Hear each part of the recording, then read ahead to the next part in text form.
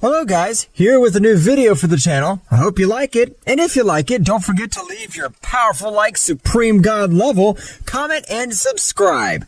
Now without further ado, get comfortable. Let's begin. Millions of years ago, when the 18 universes still existed, the most powerful goddess of the 18 universes, the most powerful goddess of destruction, being also called the Megaversal Goddess, felt in love.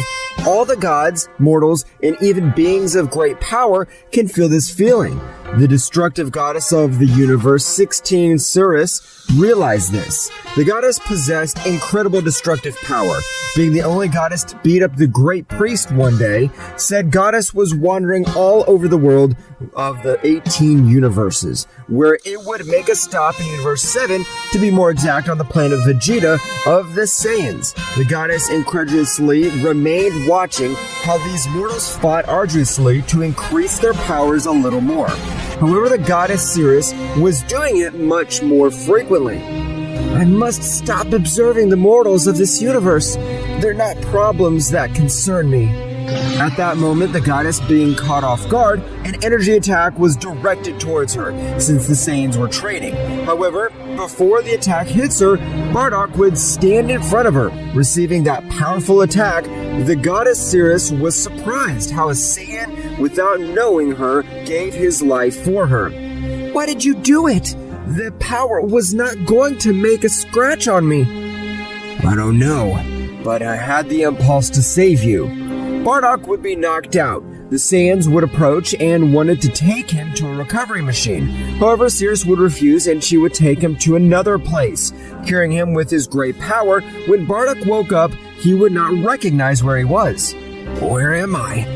What happened? I remember. How was that girl?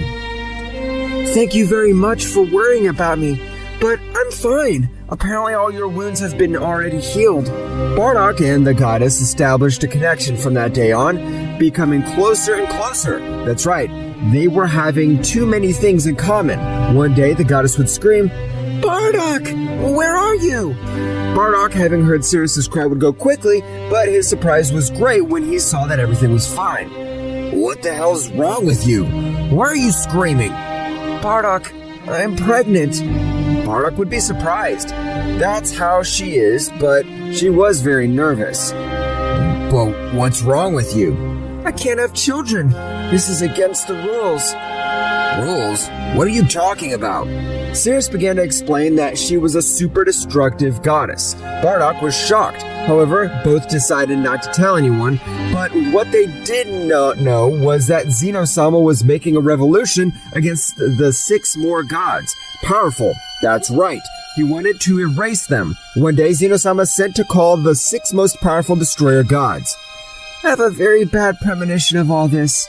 Ceres, being a super goddess, she would make her son born much faster by staying together with Bardock.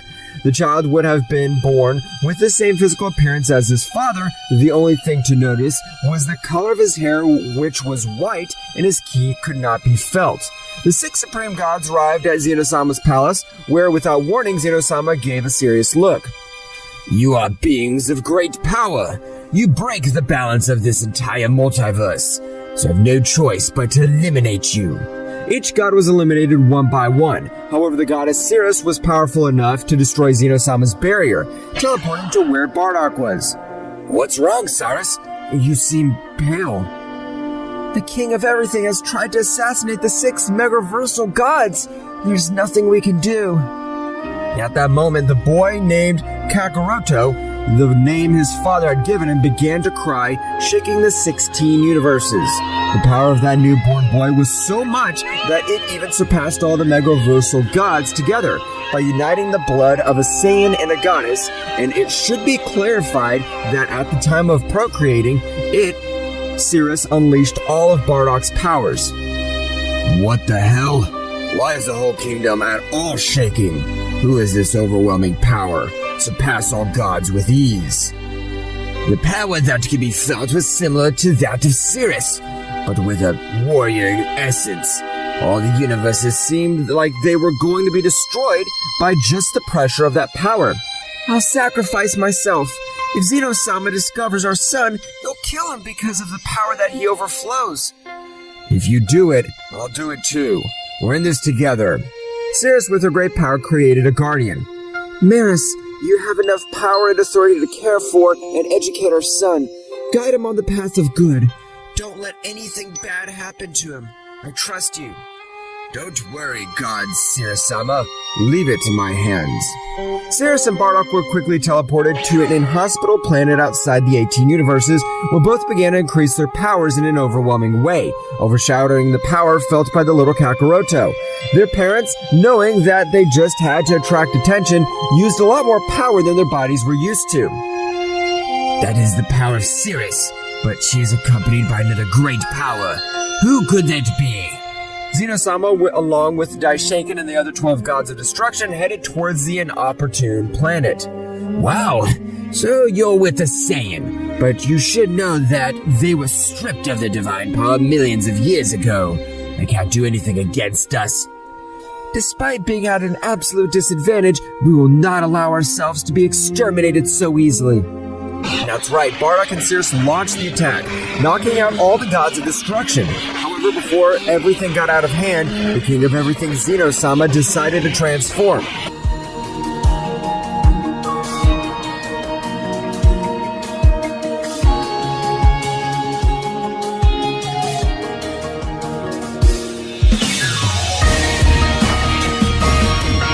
Daishinkan would be having a very even battle against Saiyan Bardock, while Cirrus with Zeno-sama, the clear difference was noticeable. However, this being a king of everything, he would use one of his techniques, being able to seriously injure her.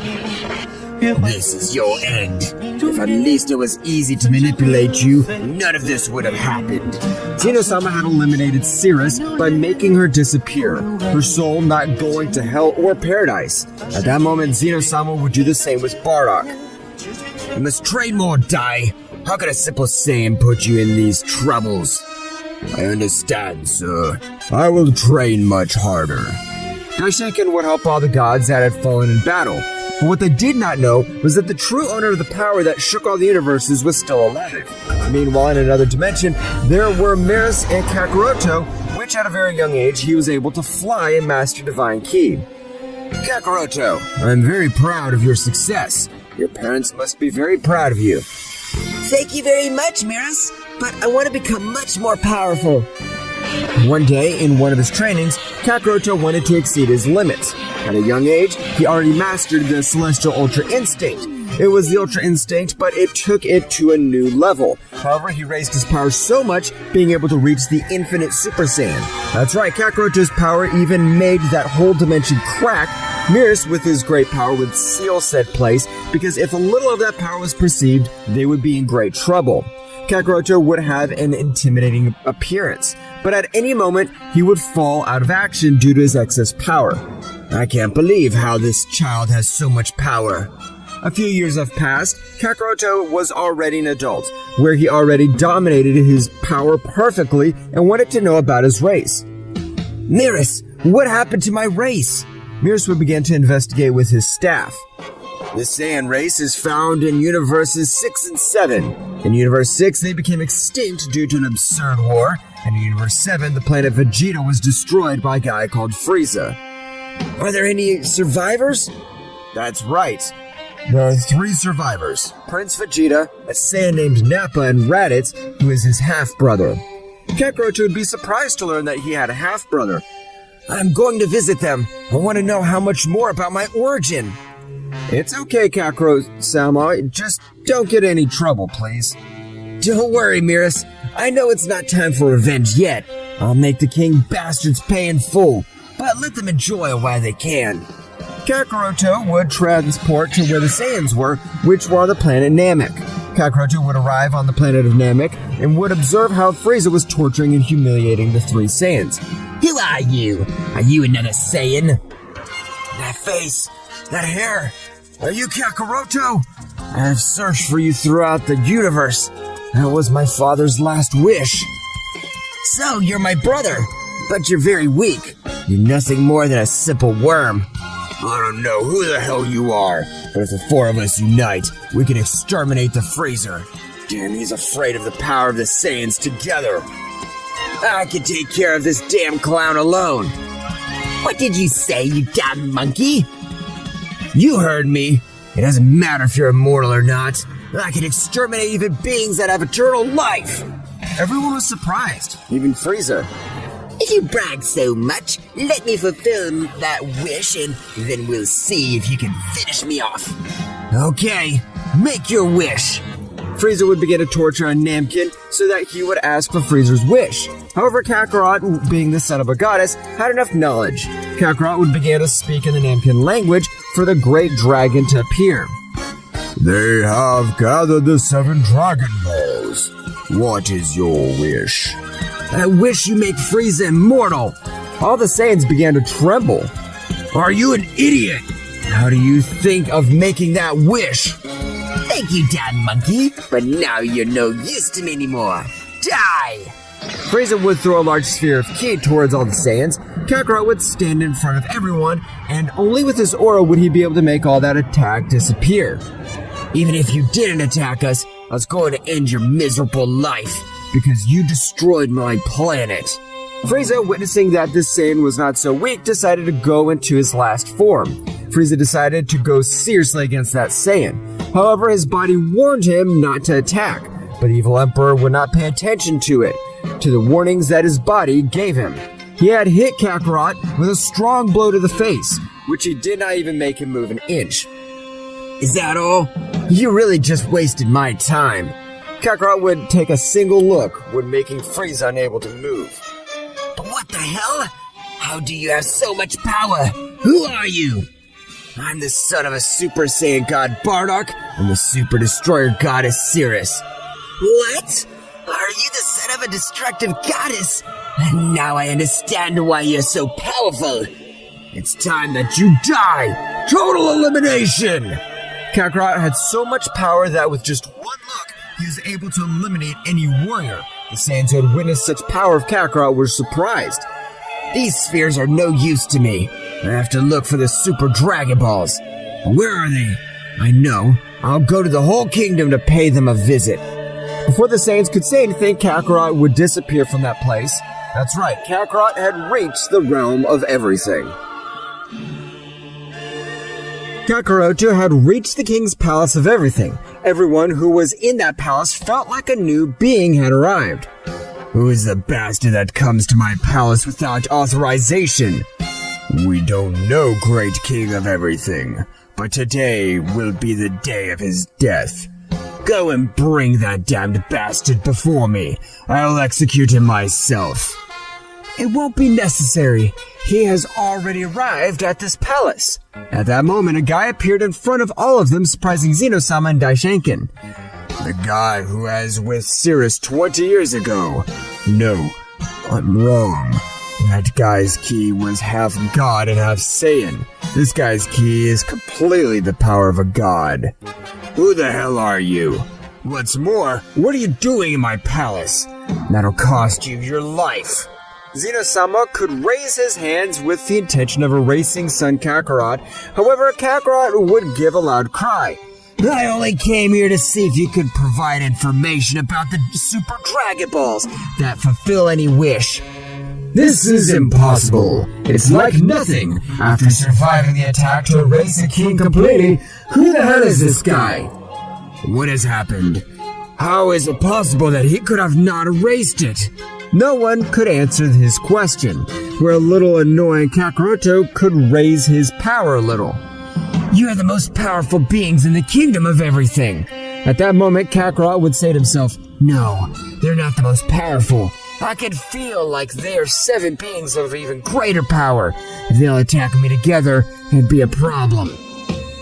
Negoshin, Daikenshin, attack! Don't let that bastard live. Mikoshin and Daishinken launched into the attack, where at that moment, Kakarot seemed to not have moved. However, he dodged their attacks with surprising precision, and a strong blow would leave Daishinken very badly injured, on the contrary of Mikoshin, who wouldn't hit her. I can't believe that a goddess as powerful and beautiful as you followed the orders of this damn clown. Let's not fight, because if we do, our fist bumps will make those 7 beings of great power wake up. Both you and I will have a hard time, very bad. This guy has an ability to sense the key of another world. He has the ability to raise the gods of death that would have sealed in his place. Mikoshin decreased her ki. That's right, she felt that having a battle with that god was too risky. Who are you? Why can't I feel a bit of Kira's ki inside you? I'm the son of Saiyan God Bardock and the supreme goddess of destruction, Cirrus. Everyone was surprised what Kakarot said. If you know that Cirrus was the enemy of the gods because she is so powerful, by revealing to us that you are her son, you're digging your grave. If you think that for fear of you, I will deny my parents. You're very wrong. I know you killed them, but now that doesn't matter to me. What's more, do you want to fight me, Koshin? You know what our battle could bring. The spheres you speak of are scattered throughout the universes 6 and 7. Look for one of the destroyer gods of those universes and ask them to help you. No, damn it! That bastard wants the spheres to revive Cirrus. Zeno-sama would use his erase ability again, but again it would be in vain. Kakarot's power was much higher than the king of everything. Kakarot transported in front of Zeno-sama, taking him by the neck. I know my parents died because of you, but now I have the power to kill you whenever I want. If I don't do it now, it's because I don't like to. But you're not the most powerful being, and you're not capable of erasing everything either. What is around you? Kakarot giving him a big blow, leaving the king completely lying on the ground, very badly injured. Daishinken was going to attack when he observed how that guy had offended the great Zeno-sama, but Mikoshin, being the most powerful in that place, would stop him. Let him go! The power of that god is on another level. Even fighting together, I don't know if we could defeat him. Kakarot would leave the king completely, heading to the planet of the destroyer god Beerus. Kakarot, being a superior god, would arrive in a few minutes, where he would be received by the guardian angel of Beerus. Yes? What is he offering? Mikoshin sent me to the destroyer god of this universe. She mentioned that you could help me gather the Super Dragon Balls. The great Mikoshin-sama. I understand. Right now, I wake up Lord Beerus. Whis would go quickly to wake up Beerus, who would get up in a bad mood. What the hell do you want, Whis? I don't remember giving you the order to wake you up. Beerus began to throw balls of energy all over the place. One of them went to Kakarot, who, with just his eyes, made it disintegrate. Beerus felt a surprising pressure on his neck. Kakarot, looking into his eyes with authority, would tell him, kneel before your superiors. Even more powerful pressure would fall on his body, which would not be able to move. What the hell is this? Why can't I move? Kakarot was approaching Beerus, which with each step raised his power a little, that even Whis was not able to move due to the pressure of his superior being. I'm the most powerful Saiyan god, and is that your way of treating me? I didn't know of the existence of such a powerful Saiyan god. Excuse me, my powerful god. Tell me, how can I help you? Kakarot would lessen all the killing pressure from him that was focused on both subjects. I want you to help me gather the Super Dragon Balls. The angel Mikoshin of the Kingdom of Everything said that you could help me. Meanwhile, at the Realm of All, chaos would start because Zeno-sama was not going to tolerate such behavior from a mortal. All of you, go and bring me the head of that damn Saiyan. We can't allow him to revive Cirrus. But Mikoshin would refuse, knowing the power that Kakarot had. Great Zeno-sama, we can't attack that god hastily. His power is on another level. Furious, Zeno-sama would try to erase Daishinken, but at that moment, Mikoshin would make an energy field, causing his technique to fail.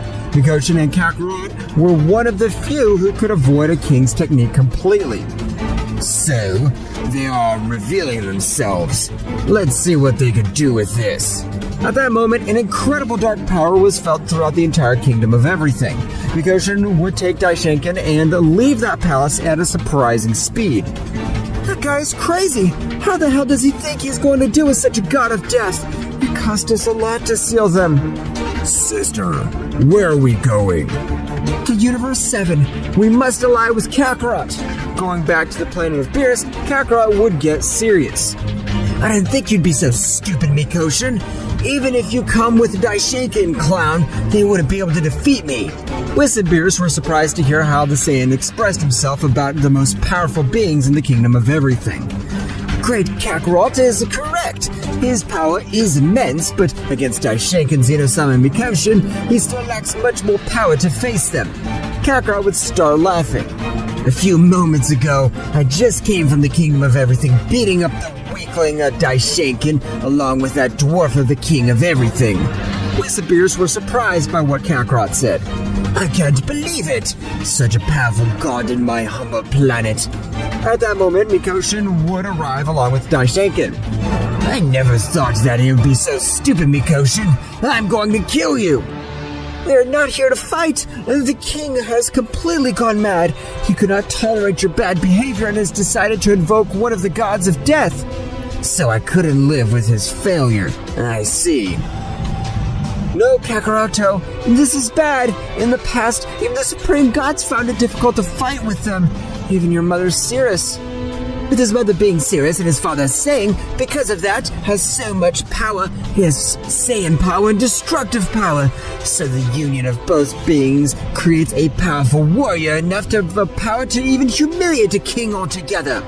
In the realm of everything, a subject had appeared. Finally, fresh air. So long. I have already fulfilled a part of my deal. Now I want you to finish with that Saiyan and the traitors of Daishinken and Mikoshin. My guardians will also go with you. It's not necessary, but it's okay. I'll finish off those damned. I won't leave a trace of them. Especially the Mikoshin bastard, since millions of years ago because of her damn fault I was sealed. Akuma, along with his guardians, were heading across the universe at incredible speed, arriving in a very short time. So, here are all the damned ones that I have to eliminate. Akuma would fix his gaze on the Saiyan. You cursed have the essence of the cursed Cirrus. She, together with the cursed Mikoshin, were able to seal me, but I would be like them to be here now. My power has increased. I'll tear them both to pieces together. Very bad comment, Akuma. Kakarot, at incredible speed, gave him a powerful Akuma blow that would make him spit out blood. Priests have already offended the king a lot. It would be best for them to give up their lives without resisting, so they will have a great life in the angelic kingdom. If you are so faithful and loyal to that damn selfish dwarf, go to the angelic king in our place. We do not want to do it. That's right, Mikoshin ended the lives of both guardians in a few minutes. Mikoshin-sama is amazing, but eliminating the guardians will arouse the wrath of the three ultimate guardians. I'm glad to have that goddess on my side. How fierce she is. Kakarot and Akuma would continue exchanging multiple blows. That's right, neither of them looked outmatched, so there was no clear winner to be seen. At that moment, Akuma gave Kakarot a strong blow, which stopped him with one hand. I hope this planet is resilient and doesn't explode under my power, although it's not my problem. It is a small planet, but it's very resistant. Kakarot began to increase his power in an incredible way, making the entire Universe 7 shake with such incredible power. Akuma was a bit surprised by the power the guy emanated. Who are you? Why is your power supreme? That's none of your business, but you dared to insult my mother, and this is paid with for your death. Kakarot began to slaughter the god of death Akuma, who was no longer a match for Kakarot. I can't believe the power he really has is being practically infinite power. It seems that his power has no limit. It's impossible. I can't believe what I'm seeing. That bastard's playing with the god of death. Now I'm sending the 7 remaining gods. Let's see what he could do against all of them together. Zeno-sama would begin to make a deal with the gods of death, returning to the planet of Beerus. Kakarot had tired of humiliating the god Akuma. I'll give you a quick death. Kakarot looked at the god, and he started to scream. That's right, Kakarot had disintegrated him. Kakarot, you're so very powerful. I didn't think you could beat him so easily. But at that moment, if a tremor shook all of the universe, and even the planet of Beerus that was very resisted being to be destroyed by such bestial power that was approaching. The powerful planet of the Destroyer God Beerus was being destroyed due to a power that even made all the Destroyer Gods tremble. The only ones who could stand up were Mikoshin and Kakarot. Being the most powerful, they could withstand a little more pressure. However, after a few minutes, Mikoshin would also fall to his knees. Kakarot, realizing this, would create a powerful energy field, making everyone else recover a little. Get away from here! It is best to go to a place that you consider safe, since the battle that is coming. I don't know if I'm going to be able to win. Aren't you afraid? Now we can escape. Don't stay to die. Fear is something normal. From what I can feel, it is the being that is approaching, the leader of the gods of death, since he has a power that is difficult to understand. At that moment, a sphere of ki was heading towards all of them with incredible speed. The Kakarot would face that great attack, and with a powerful blow, he would disintegrate it. Apparently, you're very anxious to die, damn. Come, and I'll make you feel the true insect terror. Apparently, a Saiyan thinks he's capable of facing me. Don't make me laugh. They won't be able to scratch me even if they all unite against me. So that's what you think. Let's see what you think of this! Kakarot began to increase his power in an overwhelming way, managing to transform into the powerful Phase 3 Ultra Instinct. The power that this gave off made the entire multiverse tremble. Kakarot, without saying a word, would launch into the attack. At that moment, with the flash of their fists, the planet of Beerus would explode to pieces. The planet of the God of Destruction did not support a single impact from those two guys. Tsukuyomi would give a powerful blow to Kakarot, making him spit blood. However, Kakarot would not be left behind. You have great power in your punches, but I'm not a failure. Divine Punishing Punch! A strong blow would hit him in the face of the god, making him fall in front of the barrier where Mikoshin and the others were safe. At the moment they exchanged glances, Mikoshin and Daishoken were surprised. His sister, the god of death, is Sakumi, our older brother. But what happened to him because he has all those wounds on his face? I don't know, but apparently the power of a god of death is disintegrating him from afar. The god who loved life became a god of death. I can't believe this. So, you're also the brother of Mikoshin and Daishoken's bastard, but your ki is absolute evil. What happened to you? I don't remember my past that much, but I used to call those two scumbags brothers. Must end all family ties since those only make me pathetic. Tsukuyomi launched himself towards the barrier, giving it a strong blow. However, he would not be able to cross it. The barrier had a large part of the power of Kakarot. Witnessing this, he would stand in front of it, since his barrier achieved to withstand the attack. However, it had decreased to 75% of its hardiness. Kakarot and Tsukuyomi began to exchange blows at an extremely incredible speed. The power that Tsukuyomi displayed was incredible. Kakarot, the Saiyan, who was born with the transformation of the Super Saiyan Infinity, was not far behind in the same way. He did not use said transformation because his energy drain was immense, and he could only access it for 25 seconds. From one moment to the next, Tsukuyomi began to take the lead in the battle, giving very good blows to Kakarot, which would fall to the ground very badly injured. He was seriously injured. At that moment, his whole body began to release smoke. Due to that, he was regenerating at an incredible speed. What the hell? He's never been hurt. What the hell am I? Why am I the only Saiyan with this incredible power? Apparently you have an excellent regeneration, but said regeneration must have a limit. You'll be my punching bag until I get bored.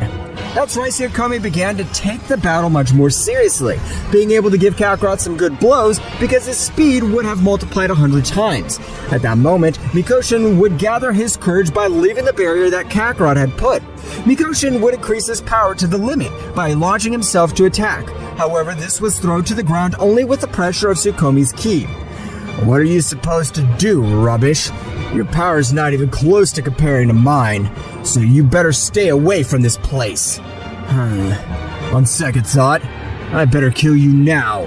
Takami would teleport in front of Mikoshin and charged a powerful blow, with which he intended to end the angel's life. However, at that precise moment, Kakarot would stand in front of him, receiving such a brutal blow, Kakarot would spit out blood. What have you done? Why did you let him kill me? I promised to protect you, and I'll keep my word.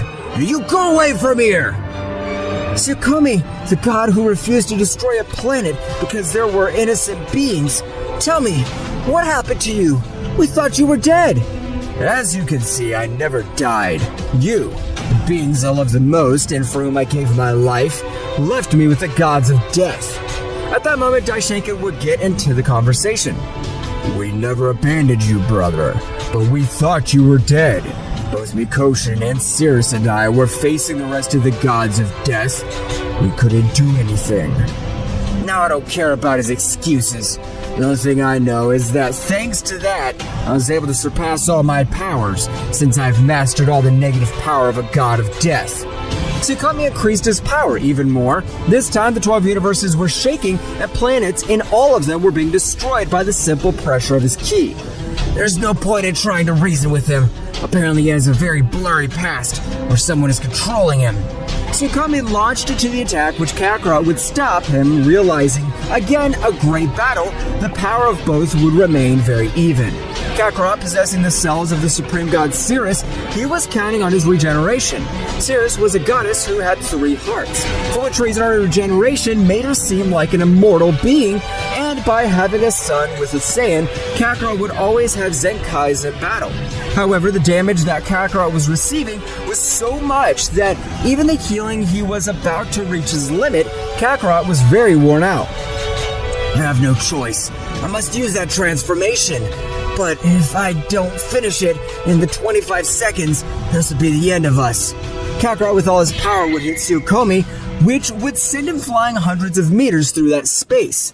Kakarot would use his teleportation, quickly arriving with Mikoshin. Mikoshin, I'll do whatever it takes to stop this guy, but promise me that you'll revive my parents. That's all I'm asking you. But Kakarot, you can escape with us. Come, I beg you, please. No, Mikoshin, I'll be the bait. Take it for granted, Kakarot-sama. We'll make sure that the super god destroyer Cirrus-sama and the god Saiyan come back to life. I thank you, priest. Now I can use all my power. Kakarot began to increase his power, causing lightning to fall all around him. Kakarot's power was so much that he was able to outshine the powers of Mikoshin and the others who were heading to Universe 6 at a surprising speed. Tsukuyomi would return, and before Kakarot passed to the Super Saiyan Infinity, he'd be able to give him a strong blow. Damn you, blow gave me has hurt too much. Now I'll make you feel the true terror. Tsukuyomi released a part of the king's power from the hole. Now I understand everything. You devoured all the other gods of death, conserving all their powers and energies, and the key of Zeno-sama's dwarf disappeared because of you. You exterminated him. That useless dwarf wanted to give orders to me, a god of death. Flashback, Zeno-sama managed to make a deal with the gods of death. However, only one god would come out of the deal with said seal, which Zeno-sama recognized instantly. Tsukuyomi, what are you supposed to do in that place? How are you a god of death? And the others? I'm the supreme god of death. All other gods live in me. This is impossible, but I'm not interested. Now go and kill those damned. How old are you, Tsukuyomi? Would get angry and approach him with a cold stare. Are you ordering me what to do? Oh, and I'll let you pass this. Die, insect! Inverted Hawkeye! Infernal darkness! But what have you done to me? What do you think? It's my own technique of erasing, only that I keep the power of the supreme being that I eliminate. You can't do this to me. If I die, we'll collide with the other multiverses. Since I am the pillar of Multiverse 4, reflects Tsukuyomi, we were called the weakest multiverse by the creator god. So, the weakest multiverse. Don't worry, dwarf. If I fulfill your request, I'll finish off that Saiyan son of Cirrus, and with the 2 insects of my brothers, and if the other kings want to test my powers, let them dare. Then I will dust. Zeno-sama had died, and he had begun to form part of Tsukami's power. End of the flashback. Kakarot and Tsukami began to exchange blows again. However, Ultra Instinct Phase 3 was not enough. Zengoken! Various copies of it had appeared on the battlefield, where it began to increase its power rapidly. Lightning and everyone began to fall on what was left of the planet of the destroyer god Beerus. Kakarot had accessed Super Saiyan Infinity, which made all the gods tremble as a child. Due to his great power, Kakarot would appear in front of Tsukami, and with a furtive blow, he would make him cross a few planets that were in his path. That blow hurt a lot. What the hell? Where'd you get so much power? That's none of your business. But now die! Divine Spiritual Cannon! Kakarot had executed a technique of great power, throwing it at Tsukami. Kakarot had bet everything on his technique because if he didn't exterminate him, he'd be killed. Meanwhile, Daishinkan and the others had reached Universe 6 at the planet of Champa. Champa, to observe them, would be scared to death. Daishinkan-sama, Mikoshi-sama, how can I help you? There's no time to lose. I want to give you the 6 Super Dragon Balls that you have in your possession. It's life or death. Of course, Daishinkan-sama, but I hope you didn't think that I would make a bad wish. I only had them together in case of a critical situation arose. This is a critical situation. Daishinkan with mental power would carry the 6 Super Dragon Balls. With the last sphere at that moment, a great attack would illuminate all the universes, and everyone would think that it was Kakarot attack. However, Tsukami was able to survive, and after 25 seconds, his power was so worn that he would return to his base state. With a simple attack, Tsukami thought he would lose his life. Get out of there, great god Zarma, and fulfill my wish. What is your wish? I want you to bring the family of the Saiyan Kakarot. The eyes of the dragon would shine, appearing in front of everyone, the supreme god Cirrus, and the Super Saiyan god Bardock. The goddess Cirrus and Bardock had appeared in front of everyone present, leaving the goddess a bit surprised. The one who's going to revive us was supposed to be Kakarot. What's happening? However, the voice of the great god Zarma would take her out of her thoughts. I have fulfilled his wish. Now I'm going to retire. Great god Zarma, before he leaves, can you tell us what happened to the Saiyan Kakarot? That Saiyan is very powerful. Existence that could hardly die because he is the son of the super destructive goddess Cirrus, the Saiyan god. At this moment, he is on the verge of death, but in a few days he will be 100% recovered. The Super Dragon Balls spread again through the universes 6 and 7. However, at that precise moment, a strong tremor would make the 4 universes tremble. That's right, Multiverse 2 would have collided with Multiverse 4 of Zeno-sama. Mikoshi would quickly approach Cirrus. What are you supposed to do to us? Are you going to kill me again? At least let me see my son. Didn't you pay attention to what the great god Zarma said? Kakarot is on the verge of death because he faces a god of death. What? My poor son! I don't have to go to his rescue. At that moment, Bardock would have a vision where he would observe Kakarot fighting against a warrior with a peculiar appearance, since he looked like a demon. Don't you worry about it, Cirrus. Kakarot will soon recover and will make all the multiverses tremble because of his great power. That reaction, is this man able to see the future? Well, that doesn't matter. Cirrus, now, what I need is your power. The god of death comes instead, and I need the power Mikoshi would create a pentagram with which it would break the seal that retained of all of Cirrus's power. Cirrus raised his power at once. Meanwhile, very far from that place with Tsukami, this would be said. This is Cirrus's key. I can't make a mistake. So those bastards managed to bring her to life. And it'll be the same result. They won't be able to do anything against me. Tsukami began to head towards them at incredible speed, returning with the others. Cirrus would get serious. If you decide to remove my seal, that means that you are in a very desperate situation, since you know that with my unlocked power, I'm capable of killing you. I apologize for 20 years ago, but really, we were just following orders. That doesn't matter anymore. I can feel a disgusting key approaching. If that guy was the one who hurt my little Kakarot, I'll exterminate him myself. Even with all your power, I don't know if you'll be able to face it. so I'll bet everything. Divine Seal Annihilation! A new pentagram would appear under Bardock's feet. What are you supposed to do, Mikoshin? If we want to have at least a small chance against that god, we must give everything. Bardock's power had been sealed millions of years ago, beginning to flow through all his veins. It was even greater than the power of Sirius unlocked for him at that time.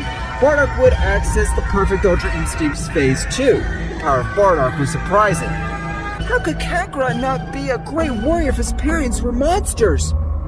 At that moment, Takami would arrive where all of them were.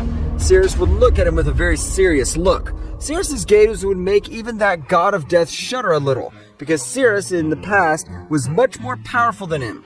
Apparently, Sirius is coming back to life.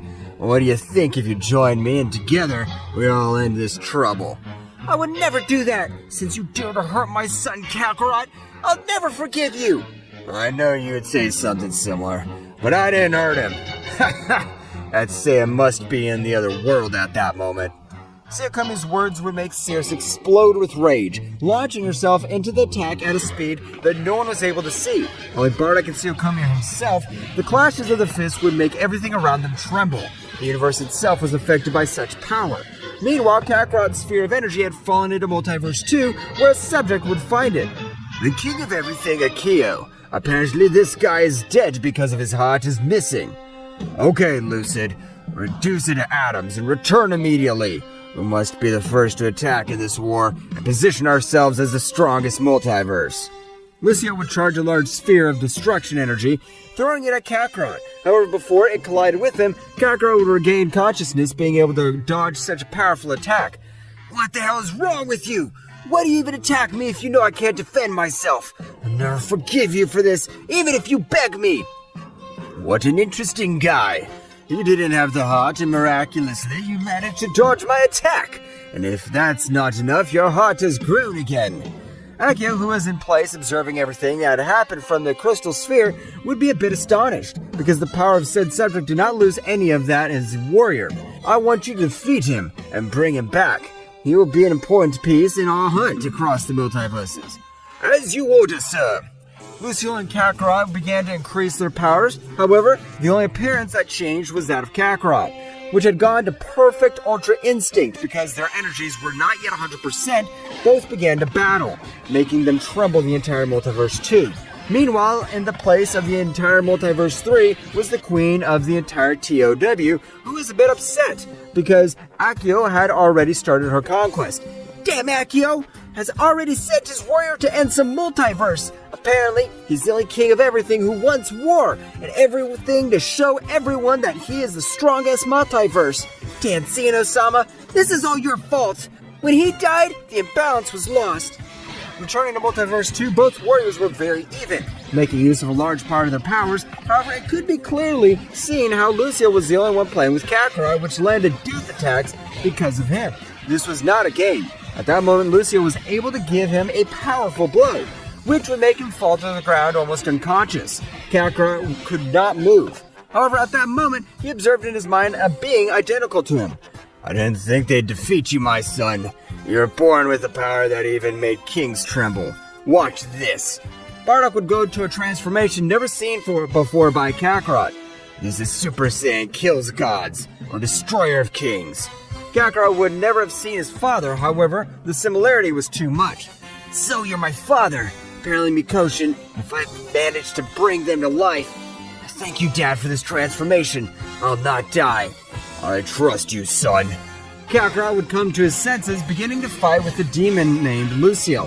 However, at that moment, Kakarot began to increase his power in an incredible way. That's right, Kakarot would manage to become the Super Saiyan Kills God, but he would call it Super Saiyan Purple because of his hair, as well as his aura, which would turn purple. However, he was much more powerful than the Super Saiyan Phase 3 Ultra Instinct, but he will still be below the Super Saiyan Infinity.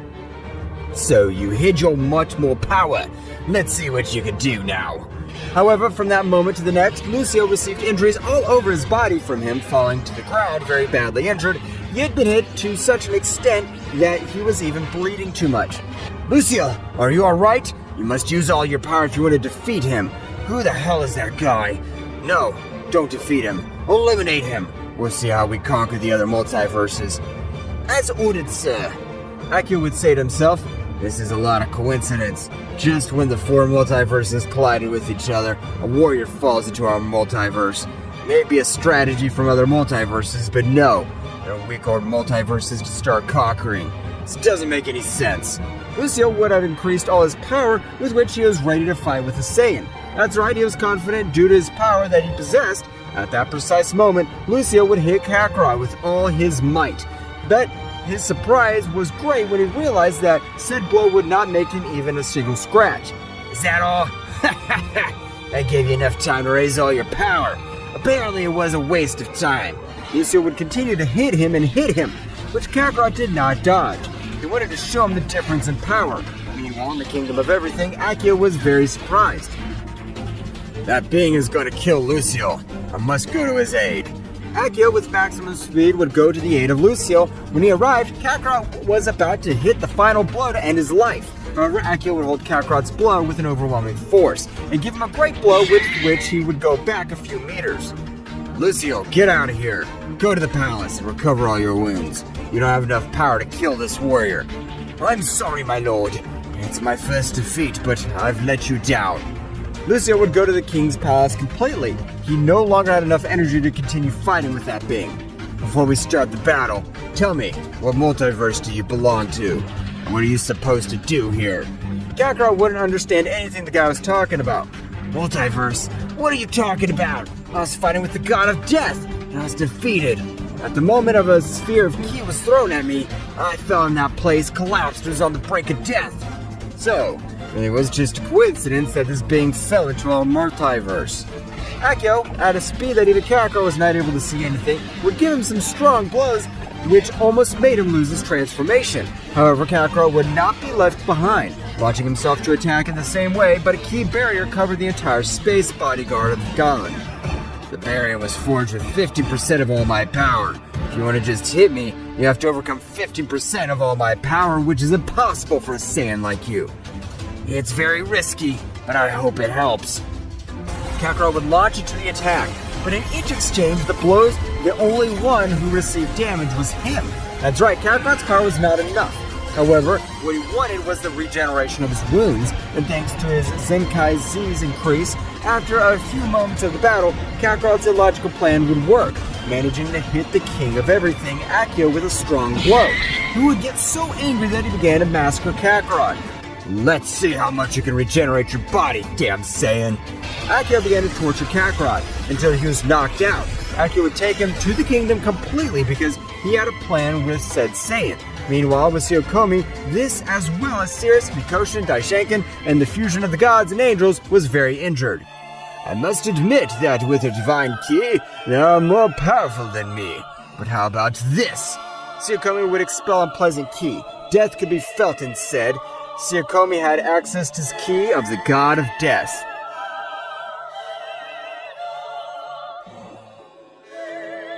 Takami began to expel unpleasant and disgusting ki from his entire body. The power that it gave off was disgusting since it could feel like it had killed hundreds of thousands of living beings. "How can you be so proud to possess that Tsuyokomi ki? You are an admirable being. Now the only thing you give me is contempt." "This is the power of a god of death. I hope and you are prepared to die. You're correct, with my divine ki, I'm not an opponent for you. But let's see if you are now able to face me." At that moment, Tsuyokomi began to fight for everyone at once. That's right, his power was so much that he had no difficulty doing it. However, at that precise moment, Bardock would step forward. "I hope you don't mind. Now I'll join the battle also." "No matter. The insects that come together, their efforts will be in vain. Even I hadn't even noticed your presence being so weak. I had much more important matter to worry about insects like you." Annoyed, Tsuyokomi would dodge those he was fighting with, and at maximum speed he thought of giving Bardock a powerful blow. But he'd be surprised because Bardock had the power to stop the blow centimeters from touching his face. "How can an insect be able to withstand a blow from me? You are not fighting with any fans. You're fighting with the god Saiyan." Kakarot, that's why he's so powerful, both because of his father and his mother. From both genetics, he draws incredible power. "This can't be possible. I was much more powerful than Bardock. Bardock would give him a great blow, sending him flying a few meters, and he'd stand on the other side of the gods. Although I hate to admit it, I don't have the power to defeat him alone, so I'll need your help. At that moment, a battle would decide the fate of the multiverses. 4 would begin. However, despite these having greater allies, the god Takami could do the unimaginable. He was capable of fighting against all of them. In turn, however, it was taking him a long time to do it. Meanwhile, returning to Multiverse 2, the king of everything Akio would have taken Kakaroto to his palace, throwing him where Lucille was. What am I supposed to do with it, my lord? Immerse him in demonic blood. He'll be a great ally for our conquest. At that moment that Akio was about to be submerged, Kakaroto ejected an unimaginable power causing hundreds of planets to be pulverized. Kakaroto had gone to Super Saiyan Infinity. You really must call yourself a king at all. You don't conquer at all to Zeno-sama's dwarf. Zeno-sama?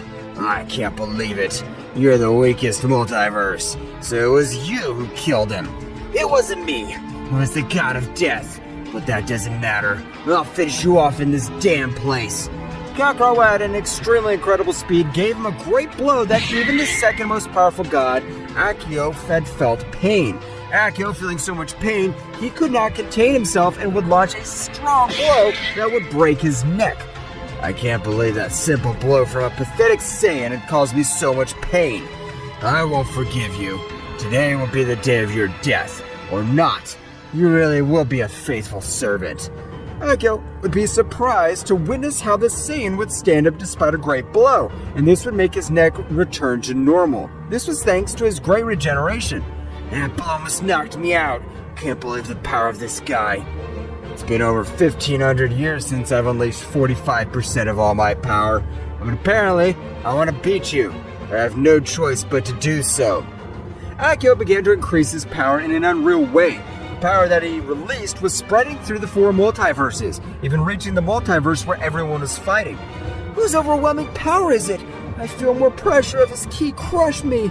Takami would also be a bit surprised. However, he didn't notice it. How low the super goddess of destruction Cirrus has fallen. Are you afraid of that pathetic divine power? But at that moment, Cirrus would send him flying with a strong blow. I swear I'll kill you, insect. Meanwhile, in Multiverse 3, with the Queen of Everything Tawa, she had felt the battle that said Saiyan had with the Demon of Multiverse 2 since the past Akio had already sent his maniac fighter to finish off beings of great can. This will be incredible to stop. We must unite with Rioma to be able to beat Akio. But at that moment, Tawa would also feel the incredible battle that was taking place through Multiverses 4, being a little surprised, since the level was incredible and her power was far from even comparing to the power of Zeno-sama had. Very great powers are fighting in the multiverses of Zeno-sama.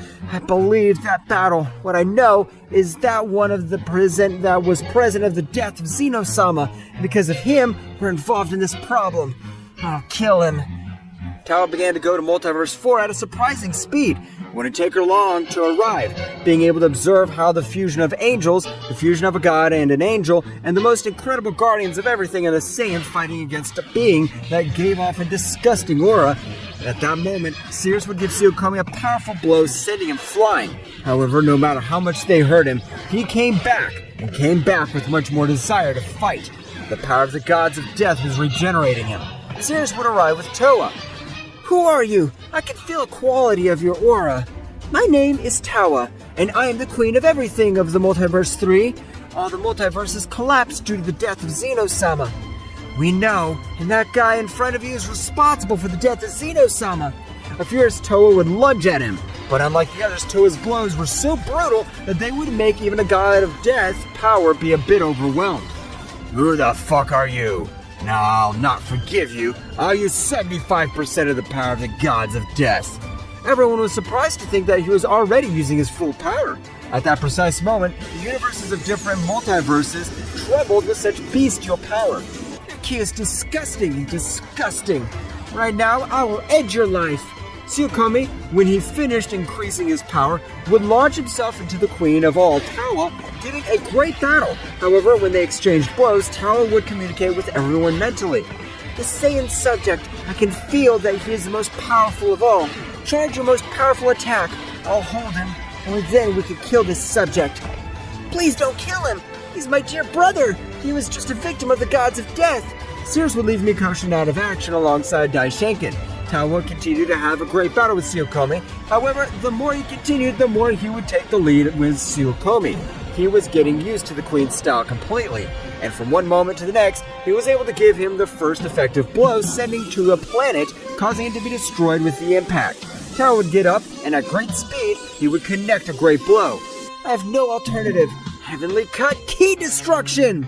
An energy sword was about to hit Tsuyokomi's heart. However, he was able to move a few centimeters, being able to dodge such a powerful blow. But the attack still had caused him too much pain. A scream would resound through the multiverse. Ha! Curse your key sword! It damaged several veins that connected with my death energy. Now I only have Divine Ki left. Tsuyokomi would pass to his Divine Ki. However, in the same way, his ki was worn, and Bardock had already finished forming his incredible attack. At that moment, Bardock would launch into an opposing attack, which Tsuyokomi was about to dodge. Absolute divine paralysis! Tsuyokomi would stay in the same place, being hit by such power, going out all over the universe. Bardock would retransform, but when everyone thought that everything was over, a ki that even exceeded that of a god of death would appear. The castles of all the kings were shaking. Some of them were even destroyed, except for the castle of Multiverse 1. This is impressive. Who gives off so much power? This power is so much that even a single blow would be able to finish off all kings, except for the second most powerful. This can't be.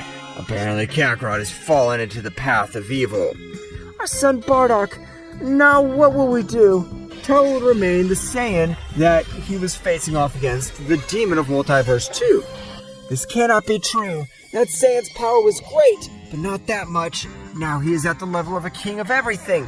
No matter how much he changes his ki or becomes aggressive, he's my son, and I can recognize him in one way or another. At that moment, Mikoshin would wake up, realizing that his sister Tsuyokomi was no longer in that place. They really have murdered my brother. I can't believe it, you Cirrus.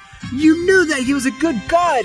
But tell me, if Kakarot became an evil being, would you also murder him? Cirrus would be speechless, because she would not be able to end the life of her own son. However, Bardock was much more thoughtful and was not intimidated by these types of comments. If he decided to join the wrong side, we'll beat him up. I'm afraid that will be incredible. If beings like us approach said subject, his aura would be able to reduce us to atoms. Returning to Multiverse 2, Akio managed to defeat Kakarot using 45% of all his power, and this with a strong blow sent Kakarot to the Sea of Demonic Blood, which had the purpose of obeying everything commanded by the King of Everything of Multiverse 2 and release all the hidden power that its bearer possesses. At the moment of leaving, Kakarot had come out with an intimidating look. That's right. His hair was red like blood, just like his eyes, and the power he gave off was so much that it made everyone rumble.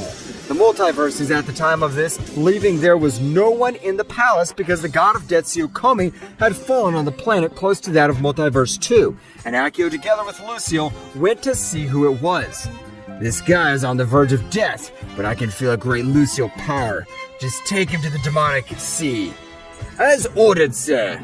By the time Lucille was about to leave, an incredible pressure had appeared in that entire place, leaving even Akio surprised.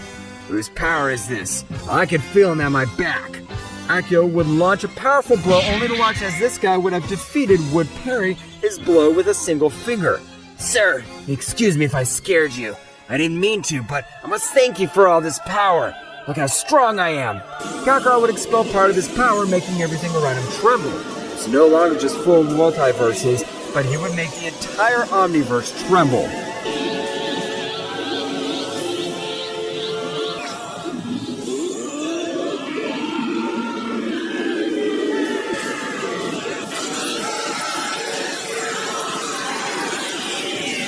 Kakarot would have made 4 multiverses shudder.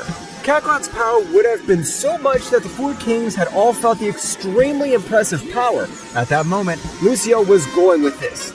Even though you are one of us, you must show respect to your superiors. Kakarot would put on a serious look, and his imposing red eyes made him look like a terrible guy. If I before didn't have this great power, I was able to almost kill you. Don't speak to me in that tone again, or next time there won't even be ashes of you left. Kakaroto released an even more surprising pressure, which would make Lucio drop to his knees, and he wouldn't breathe. Even Akio would be a little nervous, however, a moment later he would laugh out loud. I can tell that your power is extremely incredible. You're almost at my level. If I didn't trust the demonic source, I would kill you right now. Now I don't think he's capable of defeating me, but don't worry, my power is only to protect you, Akio-sama. This guy is the god of death that I told you I had faced. His power surpasses even Lucio. If you cure him, we'll have a great ally. Don't ever refer to me again. Lucio did not finish his sentence since Kakaroto would return to observe him with a murderous look. I don't give third chances next time. I'll kill you! Akio would be a little surprised because according to Kakaroto, he already had enough power to defeat him. Returning to Multiverse 7, Bardock was talking with the Queen of Everything Tawa. What are we supposed to do now? We don't have enough power to defeat Kakaroto. We must go as fast as possible with the King of Everything of this multiverse, and since he is the only capable being of facing the Saiyan Kakaroto and Akio. Okay, we'll go with you. Everyone present would leave the place, flying at a great speed to Multiverse 1. Return to the palace of Akio, he would throw Tsuyokomi into the demonic source, which would also raise his power in an amazing way. His power would have elevated inordinately. However, it was still below the power of Kakaroto. Why didn't my power rise higher? I'm a god. How is it possible that the source has given a greater power to a mere Saiyan? The power of the source is not giving you unlimited power. All it does is unlock your hidden power. In other words, it speeds up that process, which means that in a few years, Kakaroto's going to get that monstrous power. Tsuyokomi would be a little annoyed and scared at the same time, but the voice of his king would take them out of their thoughts. We are really. Today, we'll stop being Multiverse 2. I hope you're ready to face the multiverse. Everyone would nod. The King of Everything with the dimensional portal would reach Multiverse 1 in a few seconds. When he arrived, a very beautiful girl was at the door, like the High Priestess. Long time no see, Naomi. I hope you're both ready, since today, his reign ends here. That would be impossible for you. None of you have enough power to face the powerful King of Everything, Rioma. I want to see that. Get out of there, Rioma. Come and show your face. At that moment, a pressure would fall all over that place. The powerful Rioma was getting closer, and with just his pressure, everyone present would know that he was a being of great power. Long time no see here. Why don't you come to my castle and have a tea? Stop playing games, damn. We're here to be the most powerful beings in the multiverse, and this time we'll succeed. You continue with what you did 1,500 years ago. You don't have enough power to defeat me. It's not your fault that the Creator God created me with so much power. If you don't come in a good way, better get out of my multiverse before I give you one beating. That's what annoys me about you, damn. You underestimate us. You think that we're not a match for you. However, at that precise moment, Akio would launch himself against Rioma, starting a great battle, which seemed even. Tsuyokomi, having not raised his power as much, had a hard time keeping up with them. It's amazing how Akio-sama is at the level of that King of Everything. No, that guy will kill Akio, because he's putting pressure on him with his defense. The more Akio-sama attacks, the more ki wears out, while that guy's ki hasn't diminished at all. Lucio at the moment would attack Naomi. However, with a few blows, she would leave him on the verge of death and very badly injured. The most powerful demon in the multiverse, too, was defeated in approximately 30 seconds. You're nothing more than simple fans. You better go before you die. You're not being serious. You haven't tested my power yet. Kakaroto would launch into an attack, beginning to exchange a few blows with the priestess. Returning to the confrontation of Akio and Rioma, both seemed evenly matched. However, Akio was not being able to dodge a furtive blow which would send him to the ground. Rioma would notice that his wife was facing a Saiyan and had already defeated a demon. This won't end well for you here. You've already lost one of your allies. They won't be able to do anything against me. I hope that woman was power enough to face Kakaroto, or else she'll inevitably die. Ha ha ha ha! Akio, You better than anyone know the overwhelming power of Naomi. She will not be defeated by a simp. At that moment, Naomi would pass through the middle of both of them. Naomi had been sent flying with a strong blow, drawing back some blood from her. Kakarot was approaching at incredible speed to continue her attack. However, Rioma would teleport, and with a serious look, I would tell him, "If you hit Naomi again, this time I'll end your miserable life."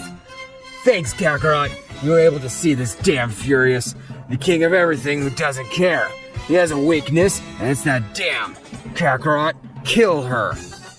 Rioma, at that precise moment, would throw a sphere of ki into Akio's heart, where before it hits, Kakarot would stand in front of him receiving the attack. However, it would cost nothing to regenerate his body. Apparently, I was about to die, and I wasn't able to realize it. Thanks, Kakarot. You are much more powerful than Akio. Why do you hold back and not use all your power? Don't say stupid things, as a Saiyan will make you more powerful than a king of everything. So you realized I didn't use all my power because if my power exceeds his, I don't want him to feel bad. So he affirms it. Apparently he's not using all his power. This is the worst humiliation of my life. Kakarot, if you're more powerful than me, it's fine. Release all your power and finish off that down. As you order, Akio-sama. Kakarot expelled all the power of him accumulated from him. That's right, Kakarot's power was much more than even the mighty king of everything of the Multiverse 1 began to smile. Ha ha ha ha! This is what I wanted as a battle, where I can use all my power. Our battle will be legendary! Ghostly steps! Rioma would move at a speed that even disappeared for Akio and Tsunokomi. However, everyone was surprised when Kakarot would say, "Ghostly steps!"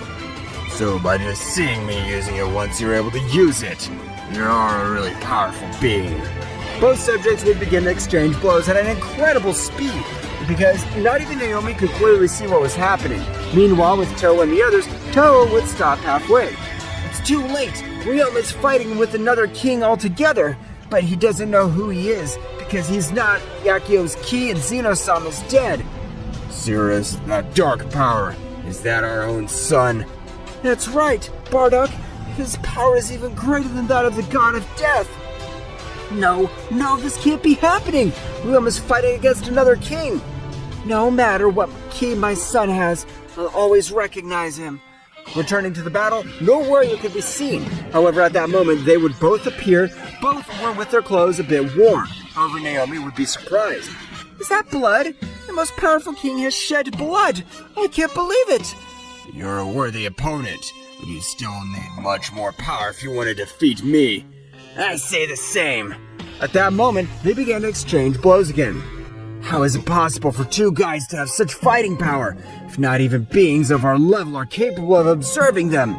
Someone who logically was not Tsunokomi and is inside his body would say, obviously beings like you can't see anything. Since there are only our containers, they're simple dregs.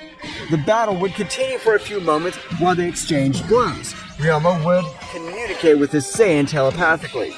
Saiyan, the attack I launched at Akio, I can assure you that it was not to kill him, but to get that evil presence out of him. The hatred that Akio has for me is not normal, so a being is manipulating him. I know you don't believe me, but you must trust me. I believe you, since there are times when Akio-sama doesn't seem to be the same. So what do you have in mind for those guys to show their faces? Both subjects continued to impact their fists. However, they would appear with their ki very worn, and both with holes in their chest that they had been mortally wounded. Naomi was going to help Rioma, however she would listen in her mind. Don't worry, this Saiyan and I are pretending. We still have all our energies. Pretend what? Obviously, he's the enemy. No, Akio. That god named Tsunokomi is just being manipulated by an even more powerful existence. Okay, Riviera, I trust you, but please don't die. Akio would approach both, realizing that they were both on the brink of death. Apparently, you're also about to die, Kakarot, but thanks for leaving this damn me like this. Die for me, Kakarot. I'll be the one to give him the final blow. At that moment, Akio would begin to charge a very powerful ki sphere, with which he had planned to end Akio's life. At that moment, when he was about to launch his attack, his power would vanish, lightning falling all over the place. What's wrong with me? Well, does my body hurt a lot? Akio would lose consciousness due to such monstrous power. Of course, it hurts them. We have gone through approximately 1,500 years. We almost joined, but thank you. I'll be the one to give you the final blow and receive the blessings of the murderous king. The same would happen with Takami. That's right, Achi had abruptly separated from him, also being knocked out at that moment in which both charged a large sphere of ki and threw it at him. Kakaroto and Rioma would dodge it and both would heal the wound of his body. So you're the ones behind all this. I'll kill you. Because of this miserable fault, Akio-sama always had a full life of resentment and hatred. I'll exterminate them. Kakaroto and Akio would raise all the power of him, making some of the closest Omniverses shake. Without my original body, I could defeat you. Now you'll be crushed. Or rather, between the two of us, we'll crush them. Achi and Rake would also release a sinister power, making everything around them tremble.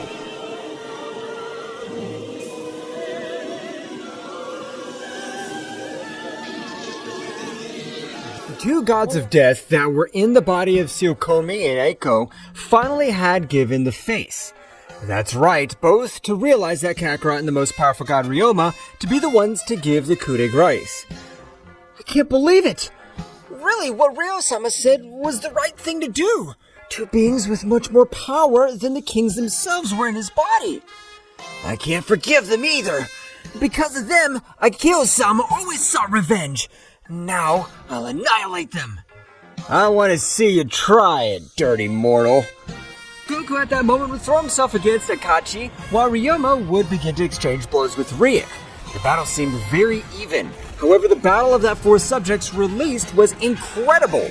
At that moment, Akio managed to regain consciousness and he was furious to know that he was used. I swear I'll kill you, damn it! Akio would start to charge a great energy attack with the intention of throwing it to the beings in front of him. However, at that precise moment, Naomi would approach him. Stop, Akio! With the power you have, you'll only make a fool of yourself. Your power's far away from Ryoma-sama and that Saiyan named Kakaroto. Don't tell me what to do. You were used by one of them. I know how you must feel, but you better get your powers back so you can be more use. I'll help you. At that moment, Naomi would create a large sphere of energy, which would enclose Roma, making him recover his powers little by little.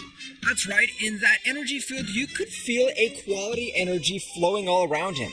Meanwhile, with Bardock and Cyrus, both of them were traveling to the multisphere. Both were traveling to Multiverse 1 with the Queen of Everything, Tawa. However, before reaching the Palace of the Kingdom of Everything, a strong explosion would blow everything to pieces. That's right, the power of one of his fists had made this palace of the most powerful king of everything explode into pieces. That is amazing! Never in the history of the 6 multiverses had there never been a fight like this before.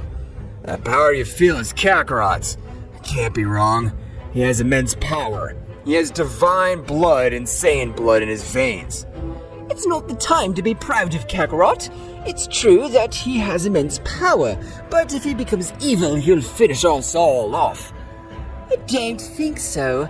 Since the Rioma and Kakaroto are teaming up, as far as I can tell, they are fighting with 2 other beings of great power. That's the key of my dear brother Takami.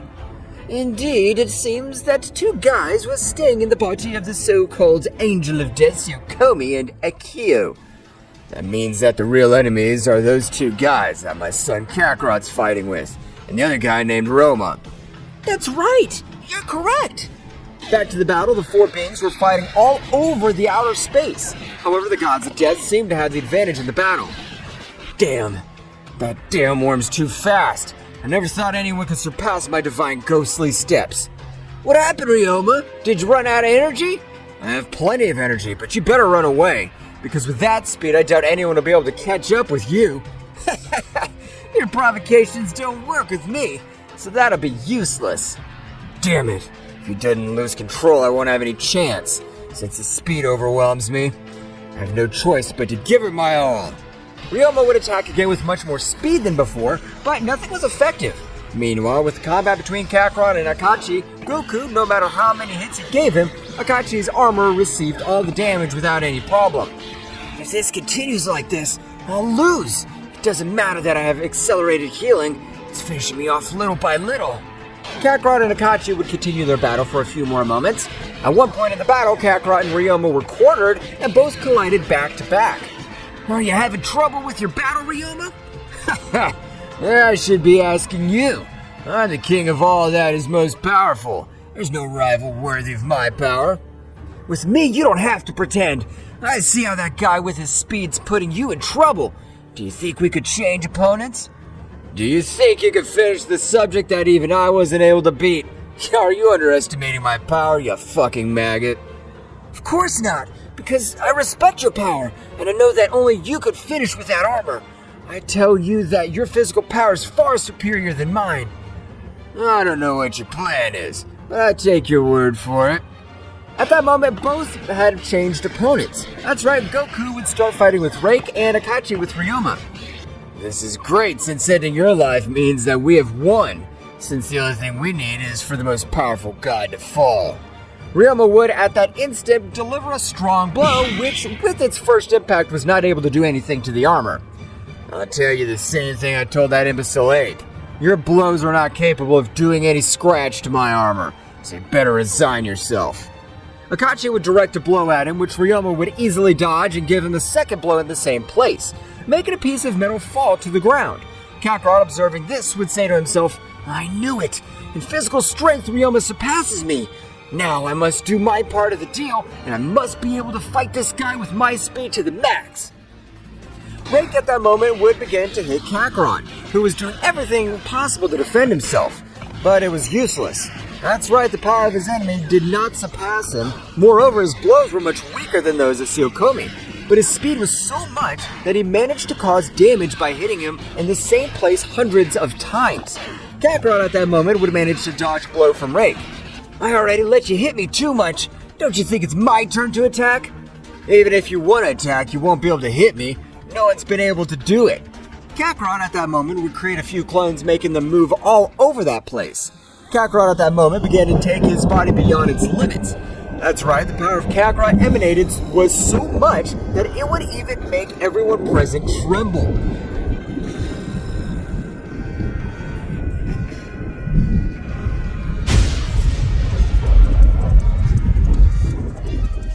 At that moment, Tawa would arrive with all the others to a part of the universe where Akio was with Naomi. Kakarot would observe again, being able to recognize Cirrus and Bardock.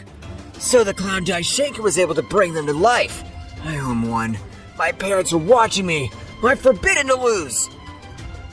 You can do it. We trust you, son.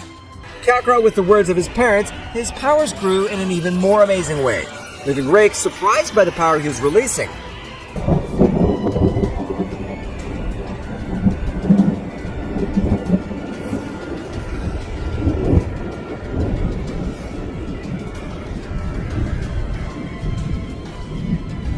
If you increase your power like this, you'll never be able to hit me. You'll be so heavy that you won't even be able to move because of the excess energy that your whole body supports. Don't think I'm just an amateur. You're fighting someone who knows all the weak points of your body. So this will be the end of you. Kakarot, as if it were lightning speed, moved at an impressive speed, which Rake was the only one able to see. But in spite of that, he was not able to dodge a strong blow that had been directed towards his whole face. That's right, the blow had been so powerful that he had even sent him flying a few meters backwards. Kakarot, without giving him the time to recover, began to massacre Rake. With each blow, felt that this guy was taking his life. Since Kakarot's power was much greater than his, at that moment Rake was able to dodge one of his blows and take some of the distance to recover. You bastard! You almost killed me! I swear I'll annihilate you, you demonic flash! Rake's speed had tripled, giving a beating to Kakarot. Meanwhile, with the battle of Rioma and Akio, Rioma had been able to destroy all his armor, and this time, at the moment of impact with his fists, he was able doing a great damage. However, Akio at that moment would give a big laugh that would resonate throughout the empty universe. You weren't able to defeat me in time. My brother now uses the demonic flash. He'll defeat that Saiyan in the blink of an eye. I doubt it very much. He was the only one who came up with his plan, so I'm sure he won't die as a pathetic warrior. And above all, his parents are in this place. Rioma was still beating Akio, who was no longer able to defend himself. Meanwhile, with Rake and Kakarot, Kakarot had been left on the verge of death, because Rake's speed had increased so much that even Kakarot was not able to see anything. If you remember the warrior to hit me, even if you were to die here, I'll always remember you. Rake would throw himself against Kakarot, piercing him with a single blow. That moment, a scream would sound throughout the place, leaving Ryoma just as surprised. Kakarot! No! Seriously, I apologize for getting you into this trouble. I swear I'll give my life so that your sacrifice will not be forgotten. Now that I have finished with this insect, the next ones would be you. But first, I'll help my brother to finish the life of that damn scum before he causes more problems. At that moment, Rake would try to pull out his arm out of Kakarot's body. It'd be impossible. That's right, Kakarot's body had imprisoned Rake's arm. I knew that dodging that last blow would be impossible, so I decided to take it. I knew you didn't have the power to end my life. Your power is inferior to mine. This can't be happening. I pierced your heart. Every being dies when its heart's destroyed. What the hell are you? I'm a divine Saiyan who has the fortune of possessing 3 hearts. Rake would be surprised to hear that Kakarot said. At that moment, Kakarot would charge a big hit. Let's see if you can resist one of my blows at maximum power. Kakarot would deliver his last blow successfully, taking Rake's life at that very moment. Kakarot would fall along with the others. It seems that Ryoma's about to finish with that other nuisance. Ryoma at that instant would give him a fury of blows, and before Akachi can recover, he would throw a large sphere of destructive energy at him, reducing him to mere atoms. However, when Ryoma was about to get to everyone else, a slingshot of energy would pierce Ryoma's chest. What the hell? Where the hell did this attack come from? At that moment, 2 more beings would appear from a portal. But unlike Akachi and Rake, the power of these 2 subjects was overwhelming. So much so that it would cut off the breath of all the beings that were there in that place. Kakarot at that moment would enclose everyone in a sphere of energy. Kakarot, what are you supposed to do? The most powerful king must not fall in battle. Take care of yourselves. Kakarot would send them flying with a special technique, and at that moment, he would begin to increase his power in a surprising way.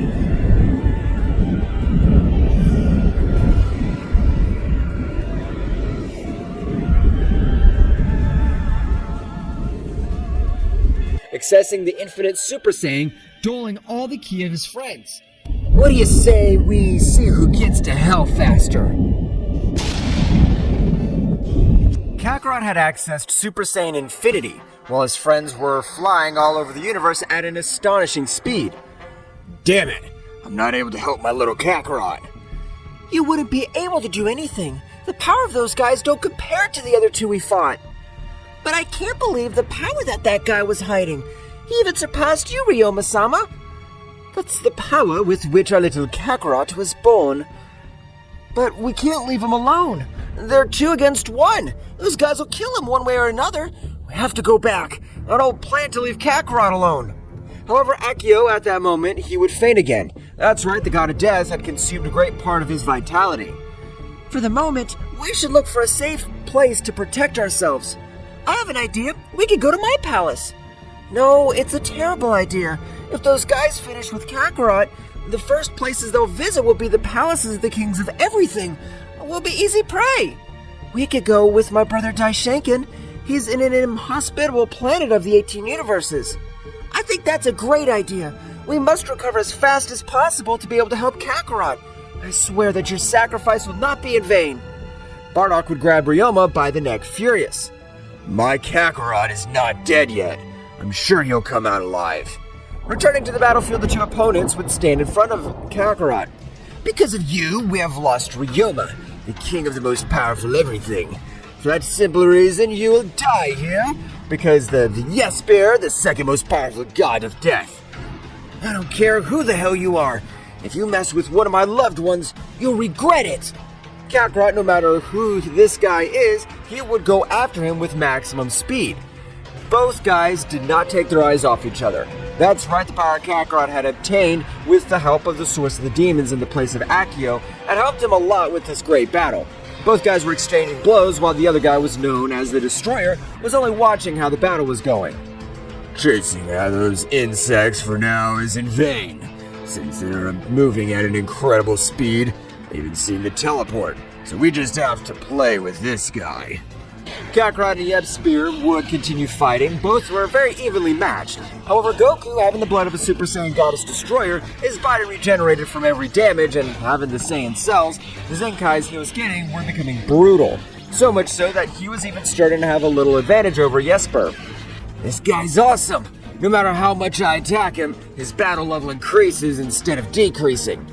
Jesper, when distracted a little, would be hit by a big blow from Kakarot, who after millions of years had felt a pain worse than death. The Destroyer, realizing this, was going to intervene. However, in his mind, he would hear the voice of the negative creator god, or better known as the killer god. Do not help him. If he is not capable of ending the life of this simple mortal, he does not deserve to possess the beings of the murderer god. The Destroyer would obey what his master told him. Meanwhile, on the planet where Daishenka was taking refuge, all the people present would arrive for Mikoshin's help. When Daishenka observed his brother Tsuyokomi, he would be very surprised, as he didn't feel any evil ki flowing from him. Brother, after so long, is that you? That's right, little Dai, it's me. Daishenka at that moment would give a little smile, in meaning that he was happy because his brother had returned, but at that moment, he observed the king of the most powerful everything mortally wounded. That's right, Daishenka would be very surprised to realize that a being like him had been wounded in such a way. Great priest, is there any medicine of great power in this universe? No, Naomi-sama. This is the weakest multiverse of all. We do not possess valuable objects or high-level sealing. With my blood, I'm sure I can recover quickly. What the hell are you saying? How is the king of the most powerful everything supposed to drink the blood of a simple goddess? Don't worry, Naomi. She is Kakarot's mother as far as I can tell. If Kakarot possessed such regeneration, it must be because of his mother. Serious, in a vase that the great priest would have given him, he put a great part of his blood. The moment that the powerful Rioma would drink it, his wound would close immediately. That's right, at that moment, lightning, fireballs, and even tremors began to fall over the place. The blood of Sirius not only had healed the wounds of Ryoma's body, it had also awakened a new power, which Ryoma had dormant. At the moment that all the roar calmed down, it would be observed that Ryoma, which had not changed anything physically, but his power at this moment was overwhelming. Thank you very much. With this power, I'm sure I can save Kakarot. Let me help you. My son is giving all his in the battlefield. I don't want to leave him alone. I know how you must feel, but don't be distressed. I'll see to it that Kakarot returns safe and sound. In fact, we both will. This battle has been won, but the war has just begun. Ryoma, with his ghostly steps, began to run around the universe. That's right, the steps that Ryoma took through space-time even surpassed the flight speed of a priest or guardian angel. Meanwhile, with Kakarot, he was dominating the battle completely. That's right, however, at that moment, Jesper would give a big laugh. Miserable mortal. Your power is amazing, but I still have an ace up my sleeve, and which will be able to give me the victory in this battle. Jesper at that moment would begin to transform, increasing his size a few times. A strong explosion would even make Kakarot go back a little. He didn't expect that sudden increase in power. While the smoke of the explosion ended, a big dragon would be seen. Kakarot would be a little surprised, but he'd say to himself, with that big size, it must be slow, so I'll finish with it quickly. My power's about to fade. I can't do anything. Dying is not an alternative. Kakarot would quickly throw himself towards the giant dragon, giving it a shrapnel of fists. However, the skin of that beast was as hard as diamond. Don't think that because of my size I'm slow or I don't have stamina. My stamina was multiplied 100 times more at my speed. Well, find out for yourself. Jesper at that moment would be able to give a great blow to Kakarot, which would make him spit blood. Kakarot would fall to a very close planet, but the power would be so much that even made him crawl through some mountains that were in his path. Kakarot would stand up quickly, but the blow from before had left him very badly injured. He even observed his enemy blurred. Damn, his speed and physical strength increased in an unreal way. After all, it seems that my death will be in this place. Well, apparently that guy doesn't have enough power to face Jesper. This battle ends here. Jesper would begin to charge a great sphere of destruction with which he had planned to finish the life of Kakarot. Kakarot, without saying behind, would begin to charge a powerful sphere of energy in the same way. At the moment both attacks collided with each other, they began to destroy a few planets that remained around them. However, it would be observed that Jesper had total advantage. Damn it! This bastard's going to end my life! Of course not. That won't happen as long as I, the mighty Rioma, am alive. At that moment, Rioma would give a thunder of his fingers, making both attacks disappear, leaving everyone surprised since no one noticed his arrival. How the hell was he able to save that guy without me noticing his arrival? This is impressive. After all, he must call himself the king of the most powerful everything. Damn you! How dare you get in my hunt? I swear I'll kill you. Jesper would start moving towards Rioma at a great speed, but Rioma at a much more surprising speed was able to give him a great blow, which would leave him out of combat. You're no match for me, so you'd better resign yourself. The Destroyer at that moment was going to pounce against Rioma, however, Rioma at that moment would create a large sphere of energy, which at the time of exploding would make everyone present to be without any vision for about 3 minutes, in which Rioma had enough time to escape along with Kakarot, which had been out of combat and returned to its base state. Meanwhile, with the others, everyone had realized that the clash of their fists and energies had ended. Rioma, did I make it in time? I don't know, dear, but the only thing we could do is to trust him. At that moment, Rioma would appear in front of everyone with the body of Kakarot. Cirrus would observe him in that condition and would be very surprised since even she, with her regeneration, would have died with the first clash of those fists. I proudly say that after all, my son is a legendary Saiyan of the legend. Or rather, my son is Kakarot, the Super Saiyan Infinity. Everyone began to treat Kakarot, who was on the verge of death, even their hearts were not pumping blood properly. Without anyone noticing, Akio would stand up and go towards him, releasing a surprising power. Great Kakarot, because of me, you're in this state. I'll give my life for you.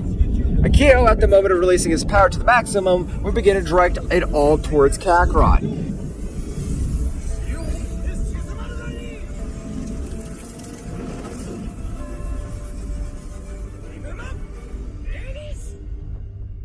At that moment that Mikoshin realized this, he would call everyone, especially Rioma and Naomi, which were the most powerful of that place. Rioma was observing what Akio was doing, would stand next to him, and in the same way begin to send a great part of his ki to the body of Kakarot. Akio, after 1500 years, will not see again without hatred and grudges. I'll not let you die. I'll help you so that Kakarot recovers. You must not do it alone. Rioma, I'm really sorry, it wasn't me. The damned god of death took over me, and after losing with you in that training battle. I know, Akio. You don't have to explain yourself to me. I always knew it wasn't you. A great golden energy began to run through the whole body of Kakarot. That's right, Kakarot's body was accepting all the power that both were transmitting. At that moment, Bardock would transform into the Super Saiyan God Killer, and in the same way would begin to transmit a part of his energy. Meanwhile, in the battlefield, the Destroyer had taken Jesper, leaving the place where they can regroup. That's not the Rioma we knew about. His power, speed, and resistance all increased in an amazing way. What did it do in that short period of time? Returning to everyone, Kakarot's body had been filled with all the energy of the three beings that had transmitted to them. Kakarot's body was stable. The only thing he needed now was to rest. With Kakarot and Bardock, I'm sure that we'll finally finish the God Killer, so be prepared. Kakarot at that moment would give a loud scream and begin to raise his power in an uncontrolled way.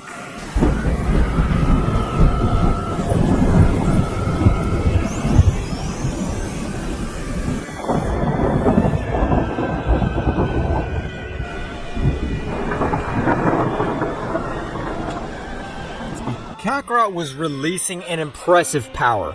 So much was his power that even the Destroyer was able to feel all this bestial power.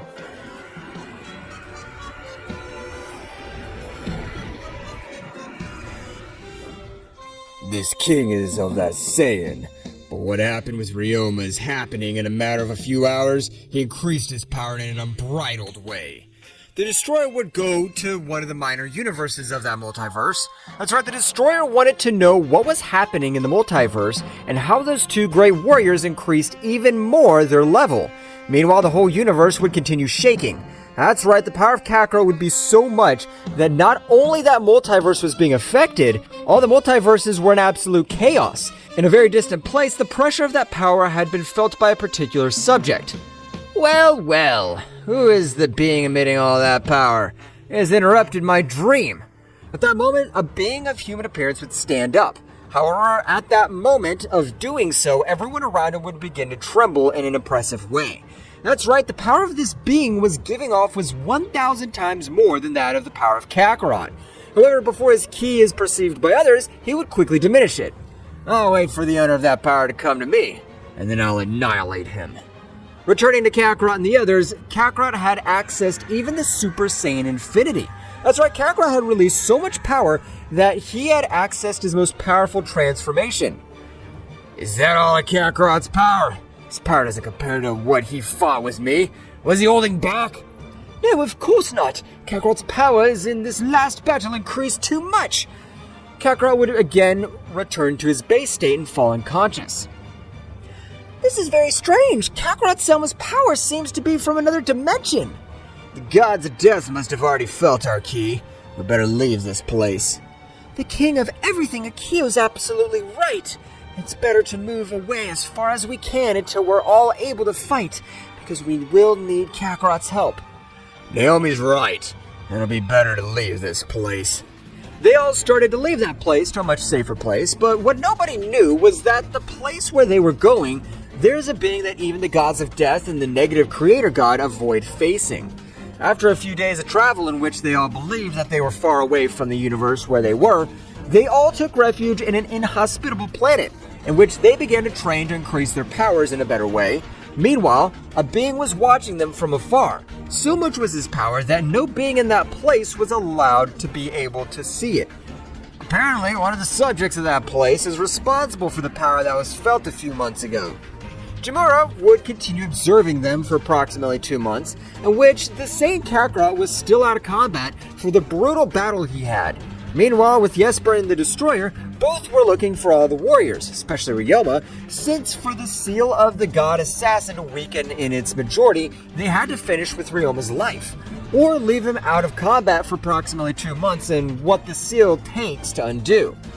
Damn it, Ryoma! I swear I'll return the blow you gave me. I promise on my life that the next time I see you, I'll end your existence myself. I think that'll be impossible for you. The speed with which Rioma arrived to their battlefield was so fast, it even surpassed my perception. Jesper would swallow all his pride, knowing that the only one who could face him a little would be the Destroyer, the first god of death. Meanwhile, with Jamura, he had observed them for 2 months and a week, in which he had decided to appear before all the warriors. In that moment, the whole planet began to suffer great damage. It seemed that the god had arrived, since the pressure felt was of another level. Now what is happening? A new enemy? At that moment, they all observed how a being was walking towards them. That's right, it was Jamura, who was very confident of his power. Stop, and tell us who you are. Jamura would stop, however, he wouldn't answer Mikoshin's question. Damn you! My sister asked you who you are.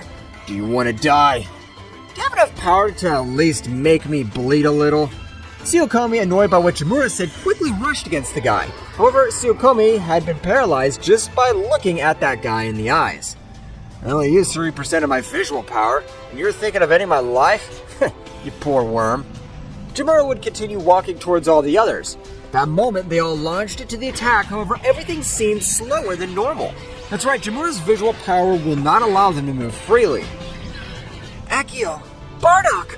Oh, what we've been training for the past few months! Of course we have! Divine Resonance! Supreme Saiyan King! 3 beings had executed a union technique, but it was far superior to a fusion due to the fact that the 3 multiplied 100 times their powers. No power stayed in one body. The 3 warriors were able to get rid of Jamura's visual power, being able to direct a blow with all their power. However, Jamura would dodge the 3 blows with an extreme elegance. That's right, Jamura seemed that he had not moved from the same place. Bardock, Akio, and Rioma, annoyed, began with their attack, being completely in vain. Since each of them was dodged, Bardock would take distance and support them with large spheres of energy so that he would not be able to have a free point. So they think that if they corner me, they'll be able to do something to me. I'll play their game. Jamura would begin to fight with both subjects, while dodging the energy spheres of Bardock with an impressive precision. At that moment, Jamura was able to grant a great blow to Akio, which, despite being with his defense to the maximum, was not able to block a sneaky blow which made him crash into a planet, causing a great havoc. In the seconds that Akio had fallen to the planet and was recovering, Jamura would take the opportunity to give a flurry of blows to the most powerful being in the multiverse. That's right, Jamura was giving the beating of his life to Rioma. At that moment, Mikoshin, Towa, Daishinken, and Naomi rushed against that subject. However, not having the overwhelming power that the three subjects possessed, Jamura, only with the pressure of his ki, had left them out of combat. Well, if there are any insects in this place, no one's worthy of my power. At that moment, Rioma, Akio, and Bardock would once again face that guy. That's right, the trio of warriors would not give up. For the pride of the emblematic Saiyan race, I swear to exterminate you and put an end to your reign. I want to see if you can do it, simple Saiyans. Jamura would raise his power to 15%, leaving everyone surprised, who believed that this guy was already fighting seriously. After about 5 minutes of battle, the three most powerful warriors of that place had fallen at the hands of Jamura. You're not worth it. I mistook you for someone else. But don't get in the way in this universe. I'm doing you a favor. I'll annihilate you without feeling any pain. Jamura had charged a great sphere of energy in a matter of seconds, throwing it to the planet where no warrior was able to do anything before that great power. However, in the same instant, a power would shake the entire universe again. That's the key that I felt 3 months ago. Where is it? At that moment, Jamura was very confused, not knowing where the power came from. At that moment, all his great energy disappeared, or rather Kakarot, at a supreme speed, had been able to reduce and control it only in the palm of his hand. At that moment, Kakarot would destroy all the energy of that subject. Who the hell are you? How were you able to stop my attack? Flashback. Sirius was with Kakarot, who hadn't reacted in about 3 months. My son, please! My little Kakarot, save us one more time! We trust you! We're not able to do anything against that guy! Help us! Kakarot at that moment would open his eyes, passing directly to the Ultra Instinct maximum power. But something to differentiate was the power he had obtained now, since his power did not compare with the power he possessed 3 months ago. Kakarot at an incredible speed would stand in front of that great attack and would say to himself, "Don't worry about me. As long as I live, as long as this body has energy, I'll never let anything happen to you." And a flashback. Jamura would be very surprised to realize that that guy had destroyed all his energy with 2 simple fingers. Who the hell are you? Where did you come from? You don't care about that. The only thing you should know is that I'll finish you off. Kakarot and Ultra Instinct Maximum Power would be launched against that subject. That's right, the power he had obtained from the demonic source had not been lost, only had been purified. Now, part of the body of Kakarot at a flashing speed would begin to exchange blows with that subject. Jamura, to block one of his blows, would notice that his arms were trembling due to the power that Kakarot exerted. There had never been a being other than the murderer god that forced me to use more than 15% of my power. Jamura at that moment would increase his power to 25%, believing that it was enough. However, Kakarot would show him the opposite. That's right, Kakarot exceeded even 25% of Jamura's power, leaving him surprised. Kakarot would not allow Jamura to raise his power much more, giving him a beating. Jamura would create an explosion, being able to move Kakarot away from him. Jamura at that moment would increase his power to 45% of all his power, with which he would be able to put in trouble the powerful Kakarot. Meanwhile, with Rioma, Akio, and Bardock, the 3 subjects were watching the battle very surprised. My son's really surpassed the gods by becoming an extremely powerful being. I can't believe it. I can't believe that before I surpassed his power. I'm so proud of Kakarot. Everyone would continue to watch the battle in which Jamura would take himself much more seriously, releasing 60% of all his power, being able to knock out Kakarot's Saiyan. That's right, but something that Jamura did not know was that Kakarot had not used the Super Saiyan Infinity. Jamura would take Kakarot and take him to all his relatives. I'm very sorry for trying to kill you. The being that protects you is very impressive, being that has earned all my respect. I introduce myself. My name is Jamura. At that moment, Rioma would step forward. I don't know why you wanted to kill us, but we excuse you because at this very moment you could kill us. My name is Rioma, and I'm the king of the most powerful everything. So, the king of the most powerful everything. From what I understand, the gods of death are looking for your head for the rebirth of the negative creator god. I can see that you're aware of everything. That's right. Become more powerful. Soon, I'll come for you. Jamura in a flash would leave at a great speed. Jamura had left the whole place, leaving everyone else surprised because Kakarot was able to cope with a being whose power had exceeded the power of a creator god. However, Kakarot, by not mastering all that power, had been out of combat by excess energy. Meanwhile, in a dimension very different from the others, the negative creator god named Takami was very thoughtful, knowing that his end was near. Hell, if the destroyers are not able to end the life of that annoying Saiyan and give me to drink his blood, I'll die.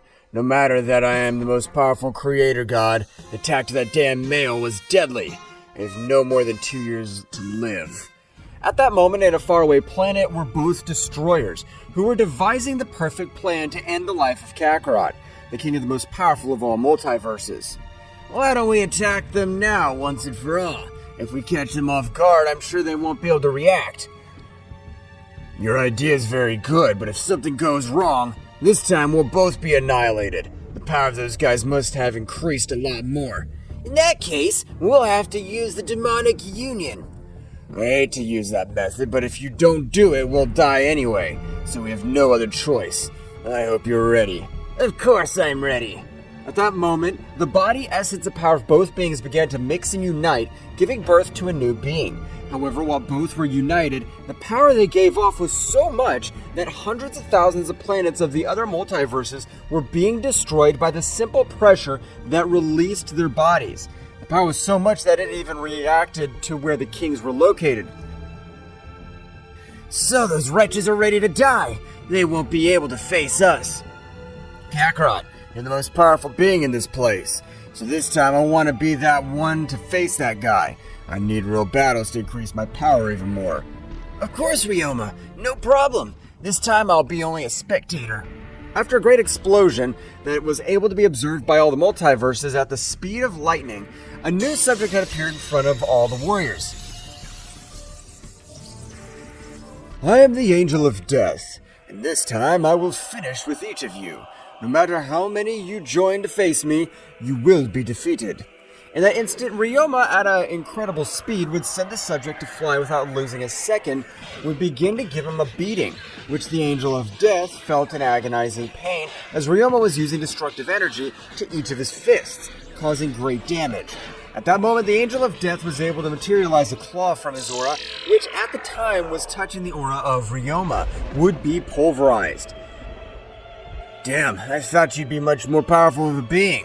But you don't have the necessary power to face me. You're just another worm. In that instant, the Angel of Death, who had never been humiliated in this way, would increase his power to the maximum. I must admit that you're an extremely amazing subject, but your power is no comparison with mine. Now I will finish you, damned one. The Angel of Death at lightning speed would begin to give him a shrapnel of blows to Rioma, which seemed to be that he was not able to defend himself. But at the moment of the angel to connect his last blow, a gigantic explosion would be created all over that place. I didn't think that kid's trick would work with you. I just created a clone with my energy, and more blows you gave him, he was charging with energy until I exploded. Damn it. No matter what trick you use, you'll never be a worthy opponent. Again, both subjects began to exchange blows at an astonishing speed, leaving everyone amazed by the power that Rioma had achieved in this short period of time. King Rioma-sama has demonstrated that his ability to increase his power is incredible. I agree with you, Naomi. Even though I trained with him, my power has not grown in that incredible way.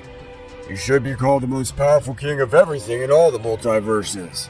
However, Kakarot was watching everything that had happened with a big smile in his eyes. My son, what's wrong?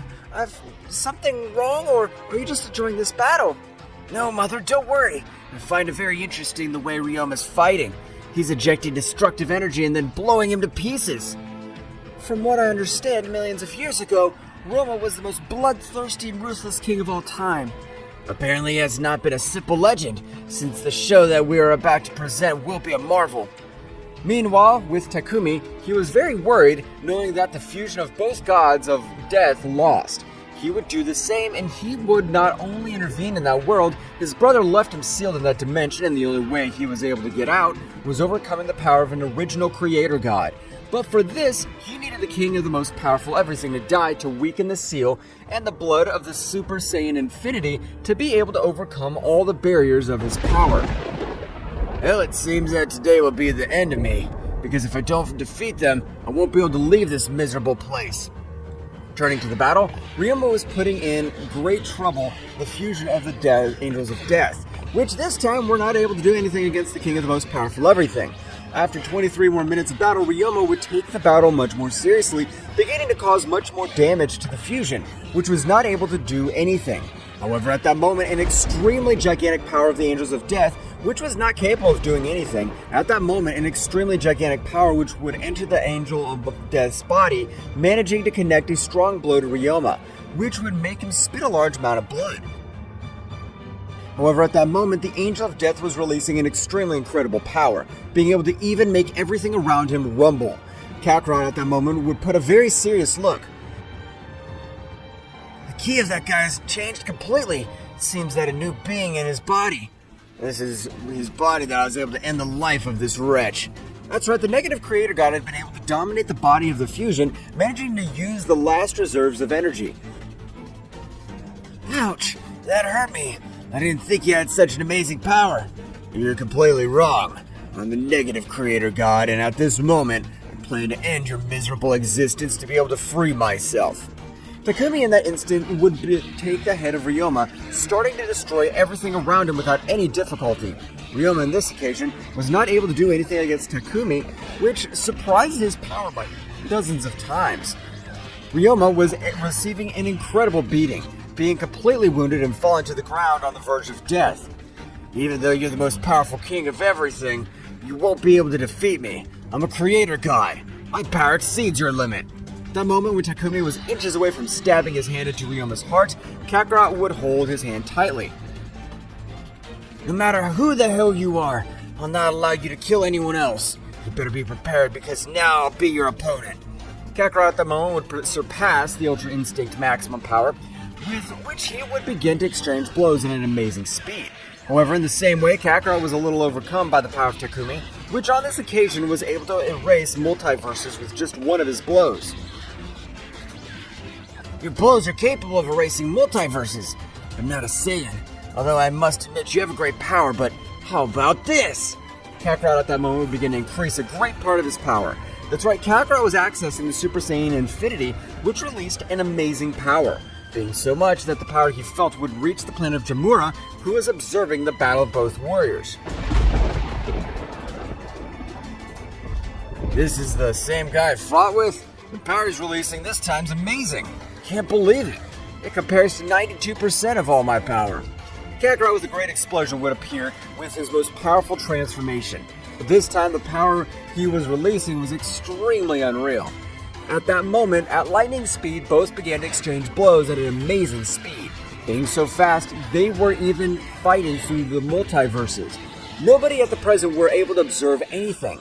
The only one who was able to keep up with them was Jamura, which was a being that surpassed even the power of the creator gods. This battle's over, I want to fight with that Saiyan. I want to know who is more powerful, me or him. The battle between the two deities that surpassed the power of kings was incredible. And I can't believe it! To think that Kakarot's power had surpassed any limit whatsoever. Well. Apparently this is the limit of your power. You're not worthy of using all my power against you, you damn worm. Kakarot at that moment began to give him a beating, and a dragon attack would be able to leave him on the verge of death. This isn't possible. A creator god being defeated by a mere mortal? What kind of joke is this? Kakarot at that moment would approach Takumi and stare at him. You were never a challenge for me. I only used 45% of all my power. At that moment, Kakarot would throw a great sphere of energy against Takumi, which would be reduced to simple atoms. And with this, the essence of all the negative creator god had been eliminated from all the multiverses. My little Kakarot, he's done it! He was able to finish the life of that creator god. Kakarot, and the most powerful warrior that I could meet on my path. Kakarot, you and I were enemies in the beginning, but now I consider you as my brother. However, at that moment, even greater pressure than that was the creator god Takami would appear in all over that place, leaving everyone surprised, even Kakarot. This power is amazing! It even surpasses Takami's power with ease! At that moment, Jamura had appeared in front of everyone. You saying I want to have a battle with you and use all your maximum powers. But if you're Jamura, of course we will. You're a worthy opponent of all my power. At that moment, the power of both subjects was increasing in an amazing way, being so much that in this occasion, catastrophes all over the multiverse were occurring. That's right, this time everything seemed to be eliminated by just one of their blows. At the first impact of their blows, after a few minutes of battle in which both warriors had received the worst of each one of them, both would fall to the ground at that moment, out of combat. My son has been able to equal a being which surpasses a creator god. At that event, hundreds of years had passed in which all the kings of everything at that time were the protectors of all the multiverses and beings of great powers. In some situations, Kakarot had to intervene because beings of great powers were responsible for wanting to destroy some universes. Kakarot with his warriors used his most powerful transformation. Kakarot accessed the Super Saiyan Infinity, with which he was able to defeat any being of any universe. In all the multiverses, the Infinity power was the symbol of respect, and so Kakarot was the protector of even the different dimensions in multiverses.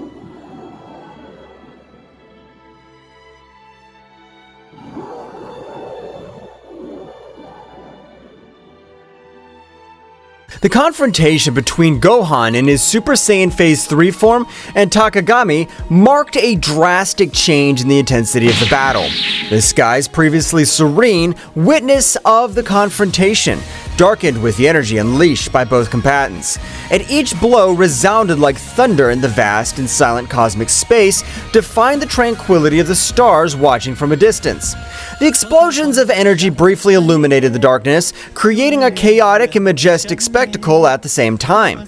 The flashes of light and shadow intertwined in a frantic dance that reflected the ferocity of the combat.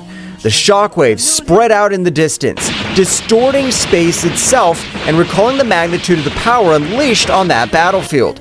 Each movement was a ballet of strength and dexterity, with Gohan and Takami challenging each other in a battle that transcended the physical, entering the realms of the mystical and the epic.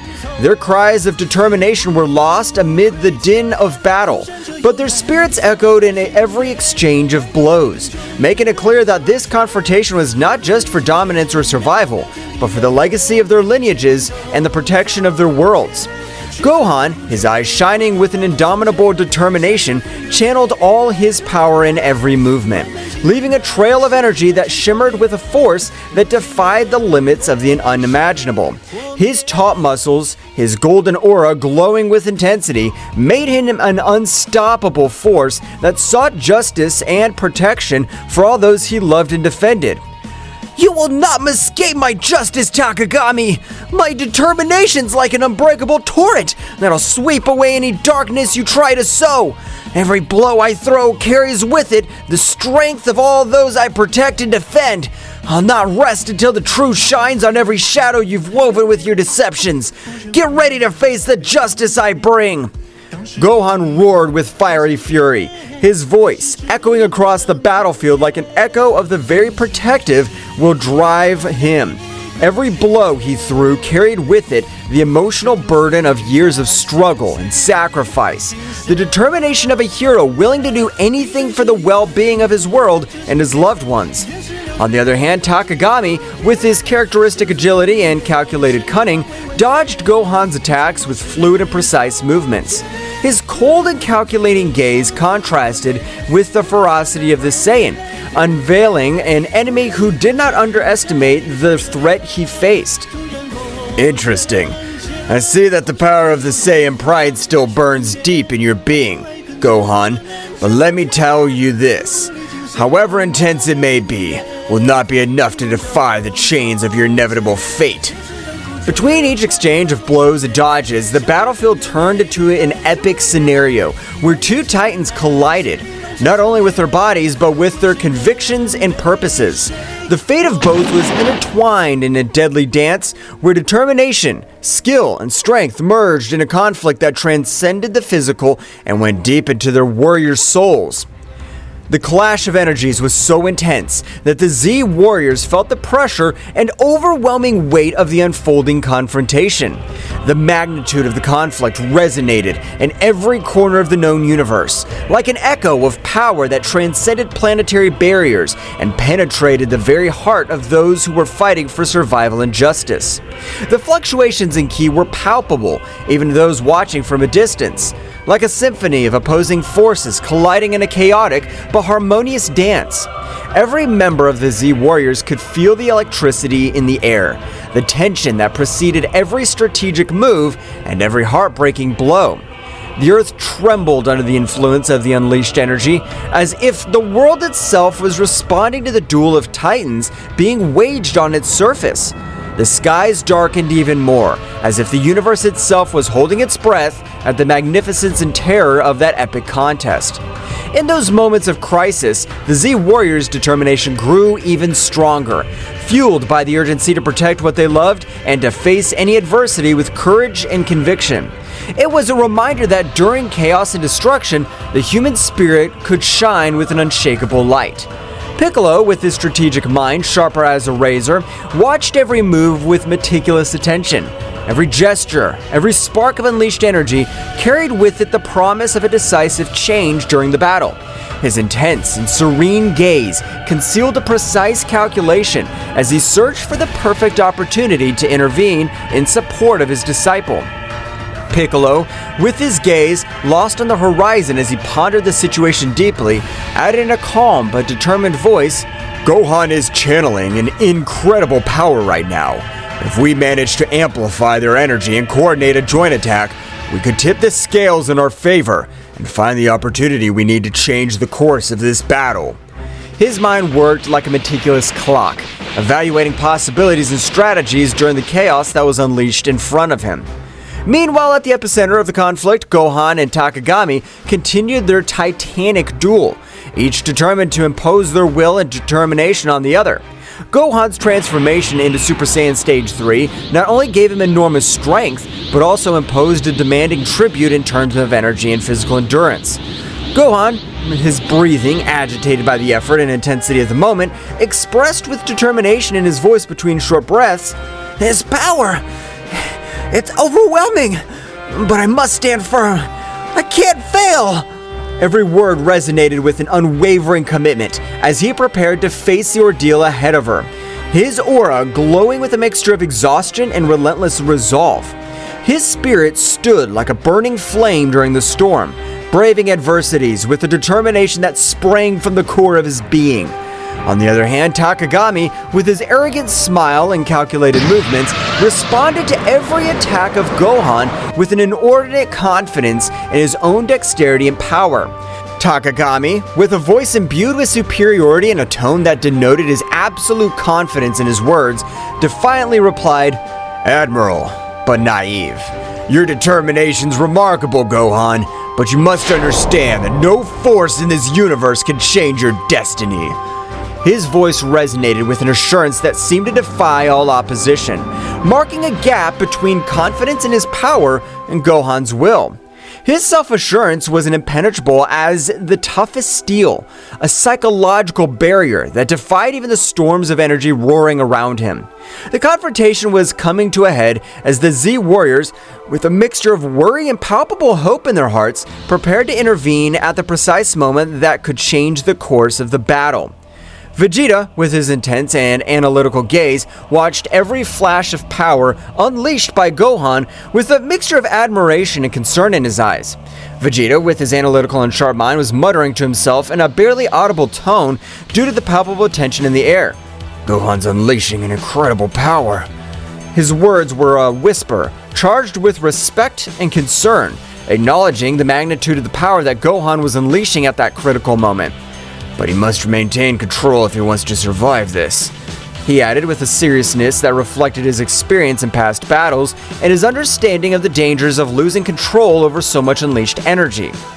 Goku, the legendary warrior who knows the limits and beyond, nodded solemnly at Vegeta's words. Goku, with a calmness that radiated experience and wisdom, recognized with respect in his voice, "We know what it's like to fight at the limit, but Gohan's showing exceptional courage that inspires us all." His words resonated with the depth of one who has faced countless challenges, understanding the nature of struggle and the sacrifice it entails. With admiration palpable in his tone, recognizing the courage and determination of his son during adversity, his voice, serene but full of respect, reflected the confidence in Gohan's potential to overcome any obstacle. Meanwhile, the energy flowing through Gohan was reaching its peak, manifesting itself in an impressive visual spectacle.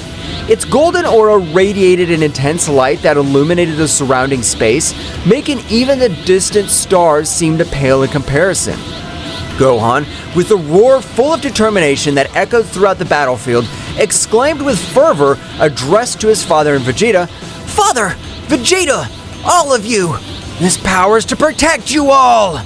His voice carried with an emotional charge of his commitment to the protection of his loved ones, a promise that manifested itself in every flash of his glowing aura, and in every blow aimed at the darkness that threatened his world. His voice, echoing like an echo of hope amid the chaos of battle, his energy, instead of just being destructive, became a beacon of hope for his allies, instilling strength and determination in their hearts.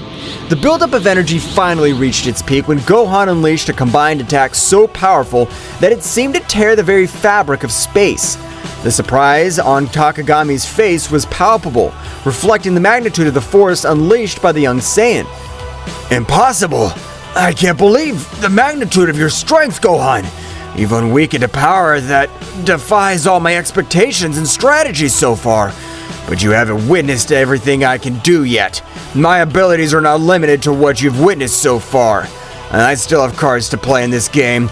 Get ready to find out that I'm not as easy an opponent to defeat. The true essence of my power is about to be revealed, and I assure you that it'll surprise you. The battle's only just begun, young Saiyan." The resulting explosion temporarily blinded everyone present, enveloping the battlefield in a dazzling light that eclipsed even the brightest stars in the firmament. As the luminescence slowly faded away, it revealed an impressive but also disturbing scene. Gohan, still in his Super Saiyan Stage 3 form, was still standing, his figure slender but visibly exhausted at the limit of his strength. Was that enough?" He was panting between short breaths, his eyes reflecting a determination that defied the fatigue that overwhelmed him. But Takami emerged from the rubble with a defiant smile on his face, was making it clear that the battle was far from over. "You're barely scratching the surface, Gohan. Your power is awesome, but you can't beat the darkness that is hanging over you. Your determination's commendable, but the real battle is beyond what you can imagine. My shadows are deeper, and my power is vaster than you think. Get ready to face the true essence of the dark power." Gohan's energy was fluctuating, a clear sign that his transformation was reaching its limit. The Z warriors watched with anxiety and determination as the battle reached a critical point. Victory seemed elusive, but their fighting spirit remained unwavering in the darkness that threatened to devour them all. "No! I can't give up this power! It's to protect everyone! To my family! To the earth!"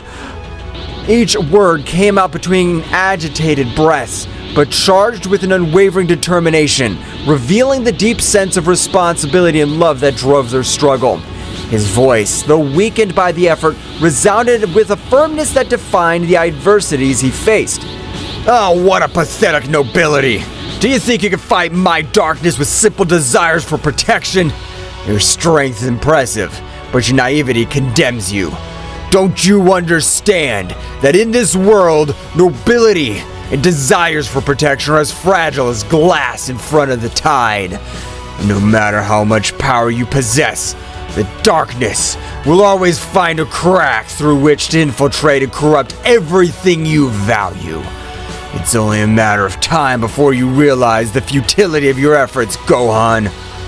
Gohan, his aura flickering, braced himself for another assault, feeling every fiber of his being burning with determination. However, the accumulated fatigue and the marked wounds on his skin were beginning to take their toll. weighing like chains on his struggle. Every move was a battle against exhaustion and pain, a test of endurance that tested his courage and perseverance. The vision of Takami, his implacable enemy, distorted slightly before his fatigued eyes, reflecting not only the tumult of the physical battle, but also the dark and twisted connection Takami maintained with the source of power that fed him. This connection, like a cursed bond, gave Takami a ruthless strength, but also dragged him into the maelstrom of corruption and out of control. During the fray, Gohan found himself facing not only a formidable opponent, but also the shadow of an evil influence that threatened to consume everything. Every blow thrown and blocked resonated with the intensity of an epic battle between light and darkness, between the determination of a hero and the seduction of a dark and forbidden power. Despite the adversities and uncertainty that surrounded him, Gohan clung to hope like the beacon in a storm, remembering the bonds of friendship and love that drove him to move forward. Every beat of his heart resonated with the will to protect what he valued most in the world, facing the challenge with courage and sacrifice, knowing that true strength lay in his indomitable spirit and in his determination to never give up in the face of the darkness that threatened his world and soul. Gohan, don't wear yourself out too much. Stay focused and in control. Remember, that true strength lies not only in raw power, but in the ability to stay calm and think strategically amid chaos. Do not underestimate your opponent, and do not get carried away by blind rage. That determination must be backed by intelligence and control. Make every hit count, and don't get distracted from your goal. His words, full of advice and warnings, sought to remind Gohan of the importance of the mind in battle, in addition to physical strength. The Super Saiyan Phase 3 form consumes a lot of energy. Gohan needs to find a balance between his power and his stamina. He must learn to control the flow of his ki to maintain his strength without exhausting himself quickly. The key is efficiency. Every movement must be precisely calculated and executed to maximize the impact without wasting energy. It's a challenge to master this state, but if Gohan manages to find that harmony, his potential will be truly formidable. His words, full of experience and knowledge, sought to guide Gohan towards a better understanding of how to use his power without compromising his endurance in battle. As Gohan and Takami continued their confrontation, Goku's eyes, a symbol of hope for everyone, shone with determination during the intense strife. His strategic mind was working at full speed, analyzing every move of his son and enemies to find the perfect crack in Takagami's defense. Every glimmer in his gaze reflects years of training, epic battles, and an unwavering desire to protect those he loved. In the distance, Vegeta stood in a fighting position, his Saiyan pride burning like an unstoppable flame. His defiant aura and combat experience combined into a formidable force, ready to unleash his power at the precise moment. Piccolo, with his calculated serenity, was watching the battle with sharp eyes, ready to strategically intervene and balance the scales in favor of his comrades. Meanwhile, Goten and Trunks, the young warriors, were in the middle of the recovery process after the intense confrontation against Takami. Despite their damage received, his determination did not waver. Both focused on channeling their ki with precision, taking advantage of every breath to restore their energies and strengthen their bodies. Goten, with his indomitable spirit and his face marked with determination, closed his eyes with concentration as he felt the flow of vital energy revitalize his fatigued muscles.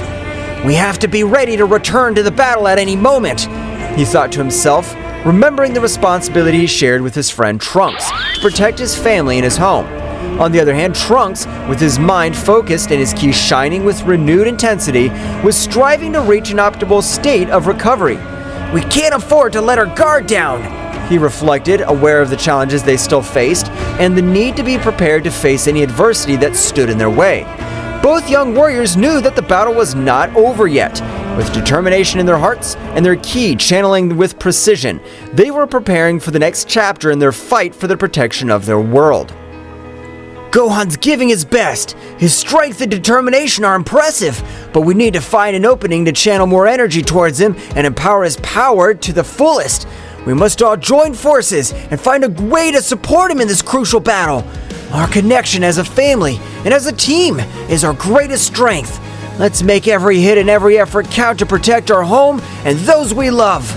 His words, full of determination and hope, reflected his confidence in the team's ability to overcome any challenge when working together. "Your resistance is admirable, but useless. My power is absolute. No matter how much they fight, they won't be able to stop me. My strength is unshakable, and my determination relentless. There is no escape from my dominion. It's time for you to give up and accept your fate under my control." Every word was loaded with arrogance and certainty as Takami continued to unleash his dark power with ruthless ferocity. Gohan, with a superhuman effort, managed to deflect Takagami's attacks and counterattacked with a burst of brilliant energy. The collision of powers created a shockwave that shook the nearby atmosphere. "I will not allow you to destroy what I love! My bonds and my strength are greater than any darkness you could throw!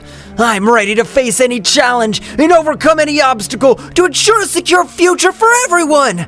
There will be no place for destruction in my world!" "Your emotions make you weak, Gohan. The real strength lies in the darkness. Your love and your bonds are chains that prevent you from reaching your true potential. Don't you see that the darkness offers unlimited and unrestricted power? Abandon your illusions of grandeur, young Saiyan. Face the truth that only darkness can bring you true strength and absolute dominion over the world." Every word was imbued with an icy arrogance and a fanatical belief in the corrupting power of darkness. Takagami sought to sow doubts and weakness in Gohan's mind, challenging his conception of strength and courage. The struggle became more intense with each pressing moment. Gohan, despite showing obvious exhaustion with every short breath, remained firm and undetermined, refusing to back down from the challenge Takagami posed. His eyes reflected an unwavering determination as he faced the malevolent machinations of his enemy. However, Takagami's evil cunning was revealed in all its magnitude when he began to manipulate the environment around him with dark mastery. The dark creatures had summoned with his sinister magic were already at the edge of the surface, ready to emerge and join the battle with uncontrollable ferocity. The air was charged with an ominous presence as the shadows of those creatures danced unexpectedly, eager to join the conflict and show their destructive power. Faced with the imminent threat, the Z warriors did not hesitate to prepare to face these creatures that represented an unknown but tangible danger. Vegeta, with his characteristic defiant tone, exclaimed as he adjusted his combat posture, "I'll not allow those abominations to ruin our path to victory. It's time to show them the true power of a Saiyan." Piccolo, the group's calm strategist, quickly assessed the situation and proposed a plan of action. "We're facing a cunning enemy who uses manipulation as a weapon. We must act with coordination and precision. Gohan, you now take care of containing the creatures. Vegeta, Goku, keep the pressure on Takagami and don't let him breathe easy." Goku, with a determined smile on his face, nodded energetically. "We have it, Piccolo. I'm confident that together we can overcome any challenge that comes our way. We're going to give our best." Goten and Trunks, the young warriors, who were always looking to prove their bravery, exchanged a look of complacency before joining the plan. "Yes, let's show these monsters what it means to be a real team!" Determination shone in the eyes of each Z warrior as they prepared for the upcoming showdown, their hearts resonating with the memory of Ten Shinhan and Chaos's courageous sacrifice. Those moments of heroism and camaraderie resonated like an echo in their souls, reminding them of the price they sometimes had to pay to protect the world they loved. Goku, with a silent bow to his fallen friends, took a moment to remember his valuable lessons of courage and determination. "Our friend showed us that even in the darkest moments, we can find the strength to face any challenge. His sacrifice will not be in vain as long as we keep fighting and keep the flame of hope alive in our hearts. Every blow we take, every obstacle we face is proof of our determination and our commitment to a better future. We'll not let his sacrifice be forgotten. Let's keep fighting with all our heart and spirit." Vegeta, with an intense gaze fixed on the horizon, added solemnly, "Every battle teaches us something new. We must honor his memory by overcoming our limits, protecting this world, not only for ourselves, but for those who are no longer there." Piccolo, the serene strategist, reflected on the importance of learning from each experience. "Every battle, every loss, strengthens us, and teaches us to be better warriors. Let's move forward with determination and wisdom. Goten and Trunks, the young warriors, full of energy and competitive spirit, exchanged a look of respect towards the heroes of the past. We're going to make their bravery and sacrifice worthwhile! We'll fight with everything we have! The memory of Tenshinhan and Chaos became a flame that fanned the determination and fighting spirit of the Z Warriors. With their hearts united in a common purpose, they prepared to face the next challenge with the strength of those who came before them, ready to write the next chapter in the history of defending the Earth against the forces of evil. The battle reached unprecedented levels of intensity, with every move unleashing a wave of energy that shook the battlefield. Gohan, with his indomitable spirit, led the charge against the emerging shadows, channeling his ki into powerful explosions that dispelled the creatures one after another. Every flash of light harbored the determination to protect their loved ones and their home from the darkness that threatened to consume them. Mr. Piccolo! Behind you! Watch your back! The enemy's trying to surprise us with sneak attacks! We can't afford to let our guard down for 1 second in this battle! Our togetherness is our greatest strength, and together, we'll overcome any challenge that comes our way! I trust in your strategic wisdom, Mr. Piccolo, but I'm also here to support you in every move! Let's move forward with determination and protect what we value with all our might! Piccolo responded quickly, deflecting the attack with an energy shield. Thank you, Gohan. Your quick alertness and attention to detail are crucial in this battle. Our coordination and communication are what will keep us one step ahead in the face of our enemies. Let's keep working together. Every move counts in this matchup. By his side, Piccolo displayed his tactical ingenuity with mastery, drawing lines of defense and counterattack with pinpoint accuracy. His strategies were like chess moves on the battlefield, anticipating the enemy's moves and coordinating attacks to maximize the impact. Between them, an almost perfect synchronicity is woven, where Gohan's brute force found balance at Piccolo's strategic cunning. Vegeta, get ready for our combined attack! We can't hold any back anymore! It's time to deploy all our power and show them what we're capable of! Together, we're unstoppable, Vegeta! Let's prove once again why we're the most powerful Z warriors in the universe! Let's go! You don't need to tell me, Kakaroto. I'm always ready for the combat. Our combined power will overcome any obstacle that stands in our way. Get ready to witness the true strength of the Saiyan race. Let's go! Every clash of powers, every rumble of explosions resounded like a chant of resistance, bravery during chaos. The bonds of camaraderie and trust between the Z Warriors were strengthened by adversity, reminding them that together they were more than the sum of their individual abilities. In this ballet of strength and strategy, where each movement had the weight of survival and the hope of a future in which light would prevail over shadows. Vegeta and Goku, in their eternal friendly rivalry forged in countless battles, coordinated their attacks with an almost telepathic synchronization. Like two warriors who share a unique and deep bond, their fiery determination was reflected in every move, every punch, and every burst of energy they threw at their formidable opponent, Takami. Goku, it's time to unite our powers to take down this guy once and for all. We'll not allow it to continue sowing chaos and destruction. Our combined strength will be their undoing. Take this, Takami! This is the end that awaits you for challenging the Z Warriors.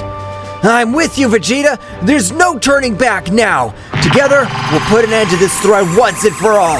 Let's get him! The latter, a formidable adversary in his own right, was forced to quickly divert his attention between dodging the quick and precise strikes of the Saiyans and dealing with the strategic cunning of Gohan and the tactical prowess of Piccolo.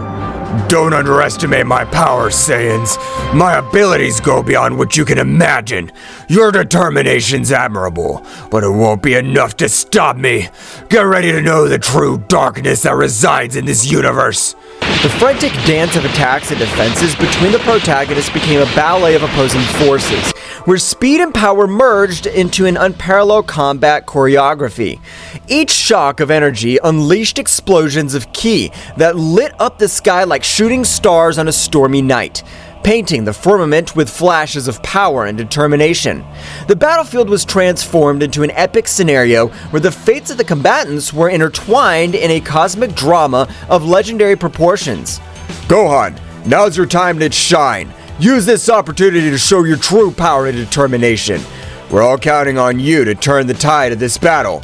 Don't hold back. Give your best and make every hit count. The fate of everyone depends on your courage and strength in this crucial moment. Come on, Dad! Mr. Piccolo! We won't stop until we beat you! Our determination's stronger than ever, and together, we're unstoppable! This is our moment to show that together, we can overcome any obstacle! Let's trust in our bonds and fight with everything we have! Meanwhile, Gohan's relentless determination and Piccolo's tactical wisdom added layers of complexity to the conflict, consistently challenging Takagami's strategies and moves. The intensity of the confrontation reached its peak, and with each hero and villain deploying their maximum potential in search of victory. Amid the chaos of battle, friendship and honor and inner strength shone as beacons of hope, in a universe fraught with unfathomable challenges and dangers. Goten and Trunks, following the meticulous plan laid out by Piccolo to the latter, demonstrated a perfect synchronization that bordered on the supernatural. As young Saiyan warriors, their connection was more than a simple strategic alliance. It was the manifestation of a deep and lasting friendship, forged in countless shared trainings and battles. Every movement, every gesture, flowed between them in an innate harmony that only the strongest bonds could sustain. Goten, your task is to maintain the defensive perimeter. Don't let anything surprise us from behind. Trunks, look for any opportunity to counterattack. We need to take advantage of every gap in their defense to turn the tide in this battle. Understood, Mr. Piccolo. I'll be attentive and make sure that nothing takes us by surprise. Following Piccolo's instructions, Goten unleashed bursts of energy with the dexterity and speed typical of the Saiyan lineage. Come on, Trunks, let's keep the pressure on. Let's not give up and take every opportunity to move forward. His attacks were precise and forceful, outlining a defensive perimeter around the group with an intensity that left his opponents breathless. Meanwhile, Trunks, a skilled wielder of the energy sword, executed precise and elegant cuts that perfectly complemented Goten's strategic defense. Don't let any of them through, Goten. Keep our fronts safe while we look for weaknesses in their formation. Let's keep pushing. Each movement drew lines of glowing energy in the air, creating a dynamic and effective wall of protection that neutralized any threat that dared to get too close to their companions. The combination of Goten and Trunks' skills not only demonstrated their individual mastery, but also their ability to work in a team in a fluid and coordinated way. Their actions were not only the result of practice and training, but also of a deep mutual understanding that allowed them to anticipate each other's movements with pinpoint accuracy. On the battlefield, the symbiosis was their greatest strength, making them an unstoppable force that courageously and determinedly defended those considered their family and home. The battle that was being fought was a whirlwind of energy and strategy, where every move had a deep meaning, and every decision impacted on the future of the contest. Goten and Trunks, the young Saiyan warriors, showed amazing coordination as they threw themselves into combat with a mixture of bravery and dexterity. His movements were like a martial dance, fluid and precise, designed to unbalance the dark creatures summoned by Takagami. Trunks, to your right! Understood. The voices of the young people echoed among the booms of explosions and the clash of powers. Each exchange of blows was a symphony of ki, a manifestation of the determination not to give ground in the face of the darkness that threatened to engulf them. Meanwhile, Gohan, with his indomitable spirit, deployed his ki in explosions of controlled energy, creating glowing spheres that exploded with force on impact against the shadows that rushed over them. We can't give up! Our world depends on this! Every strike, every strategy, everything counts in this crucial battle! Let's keep fighting until the end! His voice resonated with conviction, injecting courage into his companions. Piccolo, the calm but ruthless strategist, extended his arms with authority, generating defensive barriers that protected the group from surprise attacks. His eyes observed the battlefield with a calculated calm, evaluating every movement of the enemy to find the precise moment to counterattack. Keep the pressure constant. We cannot allow them to make up ground. Every breakthrough we make is crucial to maintaining our advantage. Keep attacking relentlessly. The sound of energy crashes and explosions was deafening, but during the chaos, the group's determination and unity shone like beacons of hope in the darkest night. Each of the Z Warriors knew that they were not only fighting for their lives, but for the future of their home and the generations to come. Every attack, every block was another step towards victory or defeat, and they were not willing to give in to adversity. Amid the furious fray, every strategic move and every technique deployed by the Z Warriors reflected years of training and experience, as well as a bond of trust and camaraderie that strengthened them in the most difficult moments. The coordination between them was a show of synchronization and dexterity, a chaotic but harmonious dance of attacks and defenses that kept at bay the dark forces that tried to dominate them. However, it was at a crucial moment, when hope seemed to be faltering in the face of Takagami's relentless persistence, that Goku and Vegeta, the legendary Saiyans whose power transcended known limits, demonstrated once again why they were revered as the most powerful warriors in the universe. With millimetric synchronization that only they could achieve after years of training and epic battles, they unleashed a devastating combined attack that shattered Takagami's defenses, leaving them exposed and vulnerable in the face of the final counterattack of the brave defenders of the Earth. The impact of their combined energy resounded on the battlefield like divine thunder, shaking reality itself with its overwhelming power. The energy blasts and shockwaves spread out like a gale, sweeping away any obstacles in their way and marking a decisive turn in the confrontation. The hearts of the Z Warriors swelled with renewed hope as they witnessed the result of the bravery and determination embodied in Goku and Vegeta, who were not only allies but also rivals who raised each other to new heights of power and dexterity. This epic moment not only symbolized the brute strength of the legendary Saiyans, but also the depth of their connection as battle companions and friends. Her self-sacrifice and dedication to protecting her home and loved ones shone with an intensity that defied the shadows of despair. With Takagami vulnerable before them, Earth's heroes prepared for the final assault, determined to put an end to the dark threat looming over their world and restore the lost peace. As this crucial opportunity approached, Gohan and Piccolo, two warriors whose togetherness goes beyond simple camaraderie, combined their powers with synchronization and understanding that only the closest battle partners could achieve. With relentless determination and a strategic focus sharp as the edge of a sword, they faced the creatures summoned by Takagami, with a bravery that inspired everyone present on the battlefield. Mr. Piccolo, keep the rear guard. I'm going to the front. It is crucial to maintain our formation and protect our backs as we move forward towards the main battle. I trust you to keep us safe from behind. Understood, Gohan. Don't let your guard down. Our coordination is key for being victorious. Stay alert and move forward with determination. Together we'll overcome this challenge. Gohan's energy, bright and powerful as the sun as it peaks, was intertwined with Piccolo's tactical cunning and dexterity, creating a symphony of power and skill that defied expectations. Each coordinated movement between them was a masterful combined dance, where offensive and defense intertwined in a lethal harmony. The creatures summoned by Takagami, who once posed a formidable threat, now found themselves at a disadvantage in the face of the unbreakable union of these two exceptional warriors. The battlefield lit up with flashes of brilliant energy as Gohan and Piccolo unleashed their full potential, overcoming every obstacle with steely determination and calculated strategies. The trust between them was palpable, a connection that transcended words and manifested itself in every punch and every block. With each enemy defeated, their path to Takagami cleared, bringing them closer and closer to the final victory they sought to protect their world and their loved ones. Gohan, you need to buy time. I will prepare my best attack to defeat these creatures. I trust you can keep them busy while I get ready. Together we can change the course of this battle. Mr. Piccolo, I'll do my best to buy time.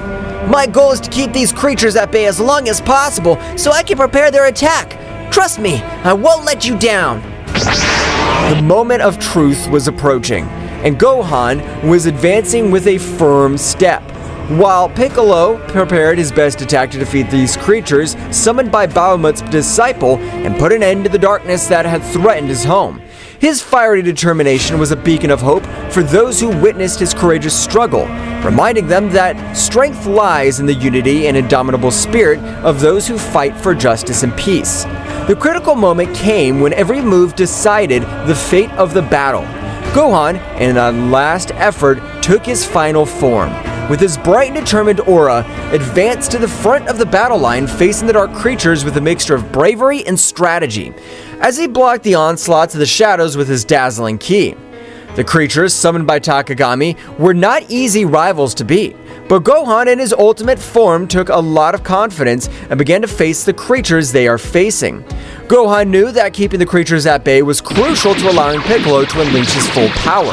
While Gohan struggled to contain the shadows with his fast movements and powerful attacks, Piccolo concentrated his energy preparing for the most powerful technique. The tension on the battlefield was palpable, but there was no room for doubt. Confidence in their abilities and in their partner was the key to facing the darkness that threatened to consume them. Gohan, keep it up. You're demonstrating exceptional courage and impressive mastery on the battlefield. Every movement of yours is a barrier that prevents the advancement of these creatures.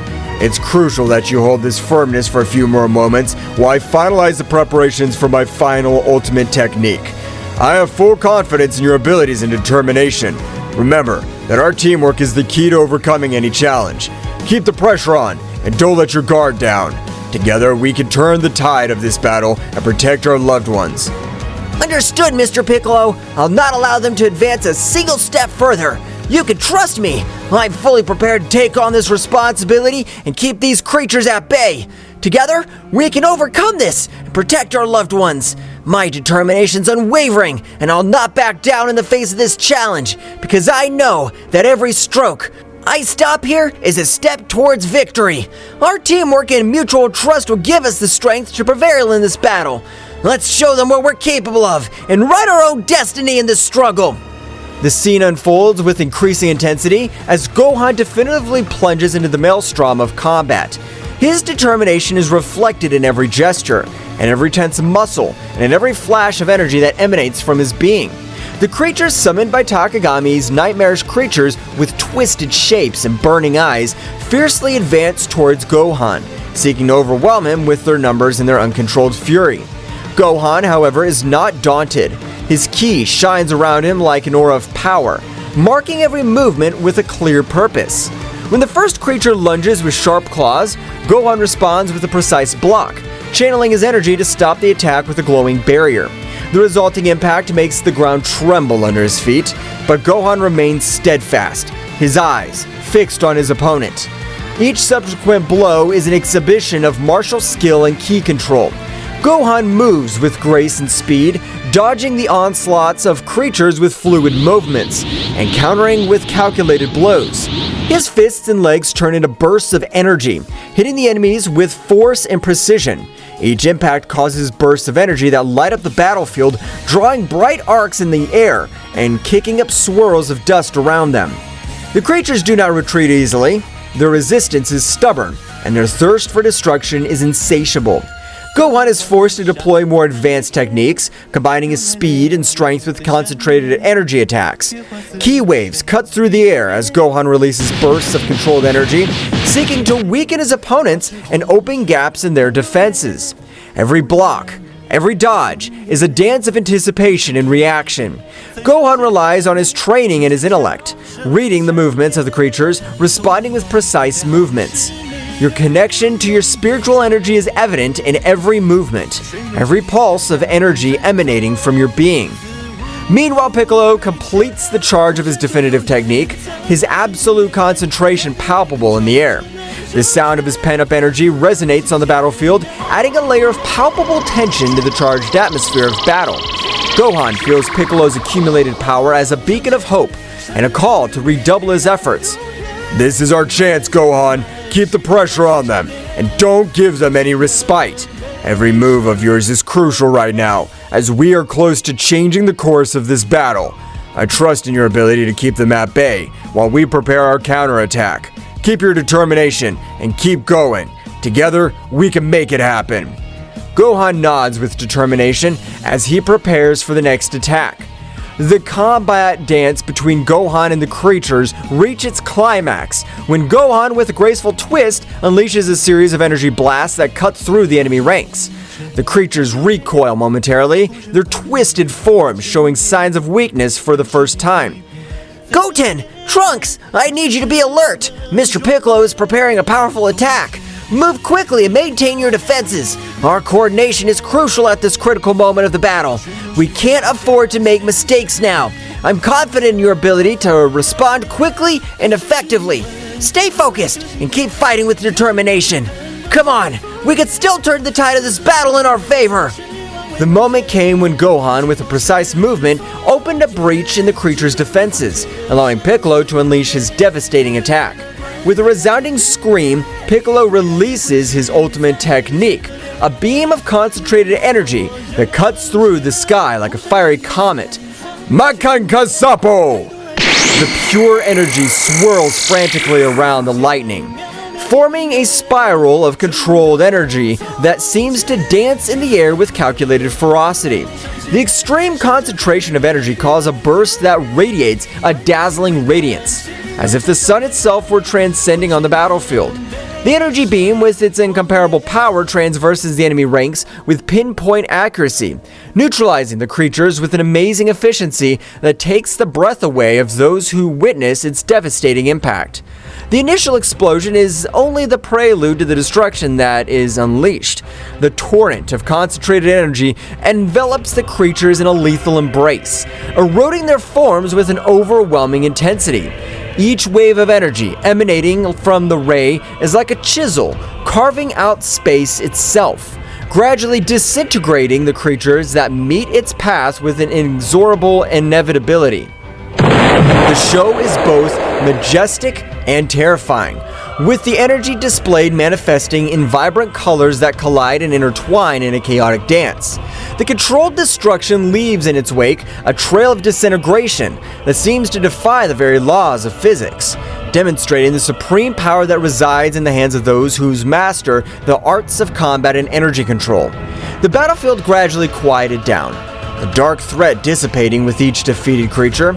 Gohan and Piccolo, breathing heavily, but with a satisfied smile, met in the center of the battlefield, knowing that their teamwork and determination had tipped the scales toward victory. Now, with the road to Takami clear, they were preparing for the final assault, confident that their union would return their greatest strength. The battlefield gradually quieted down, the echo of controlled destruction echoing through the air as the enemy creatures vanquished before the combined might of Gohan and Piccolo. The glow of the dissipated energy hinted at the near victory, marked by the determination and teamwork of the brave warriors Z, Gohan, and Piccolo. Breathing heavily but with a smile of satisfaction on their faces, met in the center of the battlefield, exchanging looks of complicity that spoke of a bond forged in battle and camaraderie. Meanwhile, in another part of the battlefield, Goku and Vegeta were facing Takami in an epic duel that defied the limits of known power. With their faces marked with determination and their eyes shining with a fierce intensity, the two legendary Saiyans demonstrated once again why they were considered the most powerful warriors in the universe. His movements were like a whirlwind of quick attacks and precise defenses, each strike resounding like thunder in the energy-charged air. Vegeta, keep the pressure on! Let's finish this together! Of course, Kakarot. I'm not gonna let this guy beat us. The intensity of their confrontation filled the battlefield, making the ground shake with every energy shock. Takami, although powerful, was in a challenging position in the face of the unstoppable combination of Goku and Vegeta. I'll not underestimate your power, Saiyans. I recognize their bravery, but their determination will not be enough to stop me. My strength is unshakable. My power is unstoppable. Get ready to face the real darkness. Well, guys, this is all for today's chapter. I hope you liked it and it was to your liking. Now, don't forget to leave your powerful like, Supreme God level, comment, and subscribe. Now, without further ado, see you in a new video. Until next time. Try good.